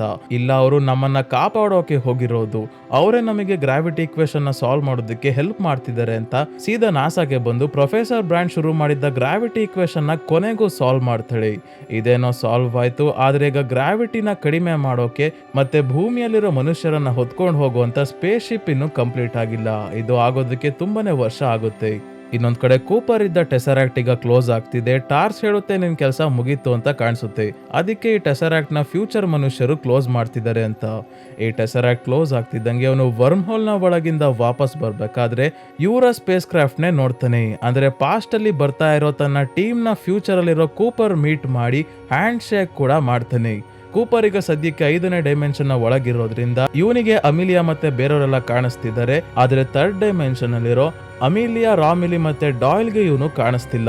ಪಾಸ್ಟ್ ಅಲ್ಲಿ ಇಲ್ಲಿಗೆ ಬರ್ಬೇಕಾದ್ರೆ ಕೂಪರ್ ಕೂಡ ಜೊತೆಯಲ್ಲೇ ಇದ್ದ, ಅವನಿಗೂ ಫ್ಯೂಚರ್ ಕೂಪರ್ ಕಾಣಿಸ್ತಿಲ್ಲ. ಸೊ ಈ ವರ್ಮೋಲಿಂದ ಕೊನೆಗೂ ಹೊರಗೆ ಸ್ಯಾಟರ್ನ್ ಗ್ರಹದ ಹತ್ರ ಬರ್ತಾನೆ. ಇವನನ್ನ ಇಲ್ಲಿಂದ ನಾಸಾ ಅವರು ರೆಸ್ಕ್ಯೂ ಮಾಡಿ ಹಾಸ್ಪಿಟಲ್ಗೆ ಕರ್ಕೊಂಡು ಬರ್ತಾರೆ. ಈ ಹಾಸ್ಪಿಟಲ್ ಎಲ್ಲಿದೆ ಅಂದ್ರೆ ಕೂಪರ್ ಅನ್ನೋ ಸ್ಪೇಸ್ ಸ್ಟೇಷನ್ ಅಲ್ಲಿ. ಕೂಪರ್ಗೆ ಪ್ರಜ್ಞೆ ಬರ್ತಿದ್ದಂಗೆ ಡಾಕ್ಟರ್ ಹೇಳ್ತಾರೆ, ಸ್ಲೋ ಆಗಿ ಎದ್ದೇಳಿ, ನಿಮ್ಗೆ ಈಗ 124 ವರ್ಷ ವಯಸ್ಸಾಗಿದೆ. ನೀವು ತುಂಬಾನೇ ಲಕ್ಕಿ, ನಿಮ್ ಸ್ಪೇಸ್ ಸೂಟ್ ಅಲ್ಲಿ ಸ್ವಲ್ಪ ಆಕ್ಸಿಜನ್ ಮಾತ್ರ ಉಳಿದಿತ್ತು. ಖಾಲಿ ಆಗೋಷ್ಟರಲ್ಲಿ ನಮ್ಮ ಸ್ಪೇಸ್ ರೇಂಜರ್ಸ್ ನಿಮ್ಮನ್ನ ಕರ್ಕೊಂಡು ಬಂದಿದ್ದಾರೆ ಅಂತ ಡಾಕ್ಟರ್ ಹೇಳ್ತಾರೆ. ನಿಮ್ಗೆ ಅನ್ಸ್ಬೋದು ಸ್ನೇಹಿತರೆ, ಮಿಲ್ಲರ್ಸ್ ಪ್ಲಾನೆಟ್ ಅಲ್ಲಿ 23 ವರ್ಷ ಕಳೆದ್ರು, 2 ವರ್ಷ ಸ್ಯಾಟರ್ನ್ ವರ್ಗೂ ಬರೋಕಾಯ್ತು. ಅಂದ್ರೆ ಇಲ್ಲಿ ಟೋಟಲ್ 25 ವರ್ಷ ಆಗ್ಬೇಕಿತ್ತು. 124 ವರ್ಷ ವಯಸ್ಸು ಯಾಕಂದ್ರು ಅಂದ್ರೆ ಇನ್ನ 51 ವರ್ಷ ಗಾರ್ಗ್ಯಾಂಚುವಾ ಬ್ಲಾಕ್ ಹೋಲ್ ಹತ್ರ ಇವರು ಎಡ್ಮಂಡ್ ಪ್ಲಾನೆಟ್ ಗೆ ಸ್ಪೀಡ್ ಆಗಿ ಹೋಗೋಕೆ ಮತ್ತೆ ಫ್ಯೂಲ್ ನ ಉಳ್ಸೋಕೆ ಹೋಗಿರ್ತಾರಲ್ಲ, ಅಲ್ಲಿ ಕಳ್ಕೊಂಡಿರ್ತಾರೆ. ಅಲ್ಲಿ ಬ್ಲಾಕ್ ಹೋಲ್ ಹತ್ರ ಇವರು ಸ್ವಲ್ಪ ಹೊತ್ತಿದ್ರು, ಆದ್ರೆ ಭೂಮಿಯಲ್ಲಿ 51 ವರ್ಷ ಕಳೆದೋಗಿದೆ. ಕೂಪರ್ ನ ವಯಸ್ಸು ಭೂಮಿಯ ಪ್ರಕಾರ 124 ವರ್ಷ, ಆದ್ರೆ ರಿಯಲ್ ಆಗಿ ಇವನ ದೇಹಕ್ಕೆ ಆಗಿರೋದು 35 ರಿಂದ 40 ವರ್ಷ ವಯಸ್ಸಷ್ಟೇ. ಮಿಲ್ಲರ್ಸ್ ಪ್ಲಾನೆಟ್ ಅಲ್ಲೇ ಅಷ್ಟೊಂದು ಟೈಮ್ ಡೈಲೇಷನ್ ಆಗ್ತಿತ್ತು. ಇವರು ಬ್ಲಾಕ್ ಹೋಲ್ ನ ಹತ್ರನೇ ಹೋಗಿದ್ರಿಂದ ತುಂಬಾನೇ ವರ್ಷ ಕಳೆದೋಗಿದೆ. ಭೂಮಿಯಲ್ಲಿ ಕೂಪರ್ ಸ್ಪೇಸ್ ಸ್ಟೇಷನ್ ಕಟ್ಟೋಕೆ ಇಷ್ಟು ವರ್ಷ ಆಗಿದೆ. ಈಗ ಸ್ಯಾಟರ್ನ್ ಹತ್ರ ಬಂದಿದ್ದಾರೆ. ನೆಕ್ಸ್ಟ್ ಎಡ್ಮಂಡ್ ಪ್ಲಾನೆಟ್ ಗೆ ಹೋಗಿ ಮನುಷ್ಯರು ಬದುಕಬೇಕು. ಕೂಪರ್ ಡಾಕ್ಟರ್ಗೆ ಹೇಳ್ತಾನೆ, ಈ ಸ್ಪೇಸ್ ಸ್ಟೇಷನ್ಗೆ ಮರ್ಫ್ ನನ್ನ ಹೆಸರಿಟ್ಟಿದ್ದಾಳೆ ಅಲ್ವಾ ಅಂತ. ಅದಕ್ಕೆ ಡಾಕ್ಟರ್, ಇಲ್ಲ ನಿಮ್ಮ ಹೆಸರಲ್ಲ, ಮರ್ಫ್ನ ಹೆಸರಲ್ಲಿ ಈ ಸ್ಪೇಸ್ ಸ್ಟೇಷನ್ ನ ಮಾಡಿರೋದು ಅಂತ ಹೇಳ್ತಾರೆ. ಅಂದ್ರೆ ಮರ್ಫ್ನ ಸರ್ ನೇಮ್ ಕೂಪರ್ ಅಲ್ವಾ, ಅದಕ್ಕೆ. ಮರ್ಫ್ ಬದುಕಿದಾಳ ಅಂತ ಕೇಳಿದಾಗ ಹೌದು ಬದುಕಿದ್ದಾರೆ, ಆದ್ರೆ ಅವರಿಗೆ ತುಂಬಾನೇ ವಯಸ್ಸಾಗಿದೆ, ನಿಮ್ಮನ್ನ ಆದಷ್ಟು ಬೇಗ ಮೀಟ್ ಮಾಡಿಸ್ತೀವಿ ಅಂತ ಹೇಳ್ತಾರೆ ಡಾಕ್ಟರ್. ನಂತರ ಕೂಪರ್ ಈ ಸ್ಪೇಸ್ ಸ್ಟೇಷನ್ ನ ನೋಡ್ತಿದ್ದಾನೆ. ಇದು ಸಿಲಿಂಡ್ರಿಕಲ್ ಶೇಪ್ ಅಲ್ಲಿ ಇದೆ. ಯಾಕಂದ್ರೆ ಇದು ಅಷ್ಟೇ ಸ್ನೇಹಿತರೆ, ಎಂಡ್ಯೂರೆನ್ಸ್ ತರ ಆರ್ಟಿಫಿಷಿಯಲ್ ಗ್ರಾವಿಟಿನ ಕ್ರಿಯೇಟ್ ಮಾಡೋಕೆ ತಿರುಗ್ತಾ ಇದೆ. ಕೂಪರ್ ನ ಮನೆಯ ರೀತಿನೇ ಕಾಣೋ ಮಾಡೆಲ್ ಮತ್ತೆ ಕೂಪರ್ ನ ಮನೆಯಲ್ಲಿದ್ದ ವಸ್ತುಗಳನ್ನೆಲ್ಲ ಮರ್ಫಿ ಸ್ಪೇಸ್ ಸ್ಟೇಷನ್ ಗೆ ತಗೊಂಡ್ ಬಂದಿದ್ದಾಳೆ, ಮ್ಯೂಸಿಯಂ ತರ ಮಾಡಿ ತನ್ನ ತಂದೆಯ ಬಗ್ಗೆ ಹೇಳೋಕೋಸ್ಕರ. ಮತ್ತೆ ತಮ್ಮ ಭೂಮಿಯಲ್ಲಿ ಏನೇನಾಗಿತ್ತು ಅಂತ ಈಗಿನ ಜನರೇಷನ್ ಅವ್ರಿಗೆ ಎಕ್ಸ್ಪ್ಲೈನ್ ಮಾಡೋಕೆ ಅಂತ ಒಂದು ಡಾಕ್ಯುಮೆಂಟ್ರಿಯನ್ನ ಪ್ಲೇ ಮಾಡಿದ್ದಾರೆ. ಇದು ಮೂವಿಯ ಸ್ಟಾರ್ಟಿಂಗ್ ಅಲ್ಲಿ ವಯಸ್ಸಾದ ಮರ್ಫ್ ಮತ್ತೆ ಬೇರೆ ಅಜ್ಜಿ ತಾತ ಎಲ್ಲ ಭೂಮಿ ಹೇಗೆ ನಾಶ ಆಯ್ತು ಅಂತ ಮಾತಾಡ್ತಿರ್ತಾರಲ್ಲ, ಅದೇ ಡಾಕ್ಯುಮೆಂಟ್ರಿ ವಿಡಿಯೋ. ಕೂಪರ್ ತನ್ನ ಮನೆಯ ಒಳಗೆ ಬಂದಾಗ ಎಲ್ಲ ಸೇಮ್ ಹಾಗೆ ಮರ್ಫ್ ಸ್ಪೇಸ್ ಸ್ಟೇಷನ್ಗೆ ಶಿಫ್ಟ್ ಮಾಡಿಸಿದಾಳೆ ಅಂತ ತುಂಬಾನೇ ಖುಷಿ ಪಡ್ತಾನೆ. ಜೊತೆಗೆ ಇಲ್ಲೇ ಟಾರ್ಸ್ ಇದೆ, ಇದು ಕೂಡ ಕೂಪರ್ ಜೊತೆ ಸ್ಯಾಟರ್ನ್ ಹತ್ರನೇ ಸಿಕ್ಕಿದೆ. ಕೂಪರ್ ಟಾರ್ಸ್ ನ ಕೂಡ ರಿಪೇರ್ ಮಾಡ್ತಾನೆ. ಮತ್ತೆ ಇವನು ಕೊನೆಗೂ ತನ್ನ ಮಗಳು ಮರ್ಫ್ ನ ಮೀಟ್ ಮಾಡೋಕೆ ಬರ್ತಾನೆ. ಇವಳಿಗೆ ತುಂಬಾನೇ ವಯಸ್ಸಾಗಿದ್ದೆ, ಓಡಾಡೋಕು ಕೂಡ ಆಗಲ್ಲ. ಇವಳ ಫ್ಯಾಮಿಲಿ, ಮಕ್ಕಳು ಮೊಮ್ಮಕ್ಕಳೆಲ್ಲ ಇಲ್ಲೇ ಇದ್ದಾರೆ. ಕೂಪರ್ ಮರ್ಫ್ ಹತ್ರ ಬರ್ತಿದ್ದಂಗೆ ಮರ್ಫ್ ತುಂಬಾನೇ ಹೇಳ್ತಾಳೆ, ನನಗೆ ಗೊತ್ತಿತ್ತು ನೀವು ಬಂದೇ ಬರ್ತೀರಾ ಅಂತ. ಯಾಕಂದ್ರೆ ನೀವು ಹೋಗ್ಬೇಕಾದ್ರೆ ವಾಪಸ್ ಬಂದೇ ಬರ್ತೀನಿ ಅಂತ ಪ್ರಾಮಿಸ್ ಮಾಡಿದ್ರಿ. ಮತ್ತೆ ನೀವೇ ನಾನು ಅನ್ಕೊಂಡಿದ್ದ ಆ ದೆವ್ವ ಅಂತ ಹೇಳಿ ನಾನು ಎಲ್ಲರಿಗೂ ಹೇಳ್ದೆ. ನೀವೇ ನನಗೆ ಹೆಲ್ಪ್ ಮಾಡಿದ್ದು ಮನುಷ್ಯರನ್ನ ಕಾಪಾಡೋಕೆ ಅಂತ. ಆದ್ರೆ ಯಾರು ಇದನ್ನ ನಂಬಲಿಲ್ಲ. ಎಲ್ಲಾ ಕ್ರೆಡಿಟ್ಸ್ ನನಗೆ ಕೊಟ್ಟಿದ್ದಾರೆ, ನಾನೇ ಇದೆಲ್ಲ ಮಾಡಿರೋದು ಅಂತ. ಮತ್ತೆ ನೀವು ಕೊಟ್ಟಿರೋ ವಾಚ್ ಕೂಡ ನನ್ನ ಹತ್ರನೇ ಇದೆ ಅಂತ ಹೇಳ್ತಾಳೆ ಮರ್ಫ್. ಕೂಪರ್ ಹೇಳ್ತಾನೆ, ನಾನೀಗ ವಾಪಸ್ ಬಂದಿದ್ದೀನಿ, ನಿನ್ ಜೊತೆನೆ ಇರ್ತೀನಿ ಎಂದಾಗ, ಇಲ್ಲ, ಯಾವ ಪೇರೆಂಟ್ಸು ತಮ್ಮ ಮಕ್ಕಳು ಸಾಯೋದು ಕಣ್ಣಾರೆ ನೋಡ್ಬಾರ್ದು. ನನಗೆ ನನ್ನ ಮಕ್ಕಳು ಮೊಮ್ಮಕ್ಕಳು ಇದ್ದಾರೆ, ನೀವು ಅಮಿಲಿಯಾ ಹತ್ರ ಹೋಗಿ. ಅಮಿಲಿಯಾ ಮೆಸೇಜ್ ಬೀಕನ್ ಡಿವೈಸ್ ಇಂದ ವರ್ಮ್ ಹೋಲ್ ನ ಒಳಗಿಂದ ಮೆಸೇಜ್ ಕಳಿಸಿದ್ದಾರೆ. ಎಡ್ಮಂಡ್ ಪ್ಲಾನೆಟ್ಗೆ ಅವರು ಸೇಫ್ ಆಗಿ ರೀಚ್ ಆಗಿ ಕ್ಯಾಂಪ್ ಹಾಕ್ತಿರ್ತಾರೆ. ನೀವು ಅಲ್ಲಿಗೆ ಹೋಗಿ ಸಹಾಯ ಮಾಡಿ ಅಂತ ಹೇಳಿ ಕಳಿಸ್ತಾಳೆ. ತಕ್ಷಣ ಅಮಿಲಿಯಾಗೆ ಹೆಲ್ಪ್ ಮಾಡೋಕೆ ಅಂತ ಟಾರ್ಸ್ ನ ಜೊತೆ ಒಂದು ರೇಂಜರ್ ತಗೊಂಡು ಇಲ್ಲಿಂದ ಹೊಡ್ತಾನೆ ಕೂಪರ್. ಅದೇ ಇನ್ನೊಂದ್ ಕಡೆ ಅಮಿಲಿಯಾ ಎಡ್ಮಂಡ್ಸ್ ಪ್ಲಾನೆಟ್ಗೆ ಬಂದಿದ್ದಾಳೆ.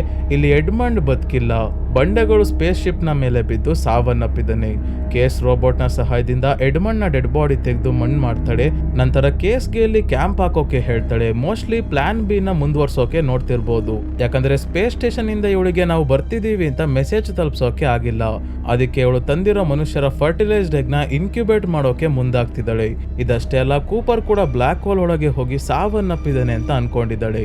ಮನುಷ್ಯರು ಭೂಮಿ ನಾಶ ಮಾಡಿ ಆಯ್ತು, ಈಗ ಇಲ್ಲಿಗೆ ಬಂದು ಈ ಪ್ಲಾನೆಟ್ ನ ಯಾವಾಗ ಹಾಳು ಮಾಡ್ತಾರೆ ಅಂತ ದೇವ್ರಿಗೆ ಗೊತ್ತು. ಸೊ ಸ್ನೇಹಿತರೆ, ಈ ಮೂವಿ ಇಲ್ಲಿಗೆ ಮುಗಿಯುತ್ತೆ. ಸ್ನೇಹಿತರೆ, ವಿಡಿಯೋನ ತುಂಬಾನೇ ಕಷ್ಟಪಟ್ಟು ಮಾಡಿದ್ದೀನಿ, ಅದಕ್ಕೋಸ್ಕರ ಈ ವಿಡಿಯೋಗೆ ಲೈಕ್ ಮಾಡೋದನ್ನ ಮರಿಬೇಡಿ. ಮತ್ತೆ ಚಾನಲ್ಗೆ ಯಾರಿನ್ನೂ ಸಬ್ಸ್ಕ್ರೈಬ್ ಆಗಿಲ್ಲ ಅಂದ್ರೆ ದಯವಿಟ್ಟು ಸಬ್ಸ್ಕ್ರೈಬ್ ಆಗಿ, ಪಕ್ಕದಲ್ಲಿರೋ ನೋಟಿಫಿಕೇಶನ್ ಬೆಲ್ ಐಕನ್ ಕೂಡ ಆನ್ ಮಾಡಿ. ಇದೇ ರೀತಿಯ ವಿಡಿಯೋವಿನೊಂದಿಗೆ ಮತ್ತೆ ನಿಮ್ಮನ್ನ ಭೇಟಿ ಆಗ್ತೀನಿ. ಧನ್ಯವಾದಗಳು.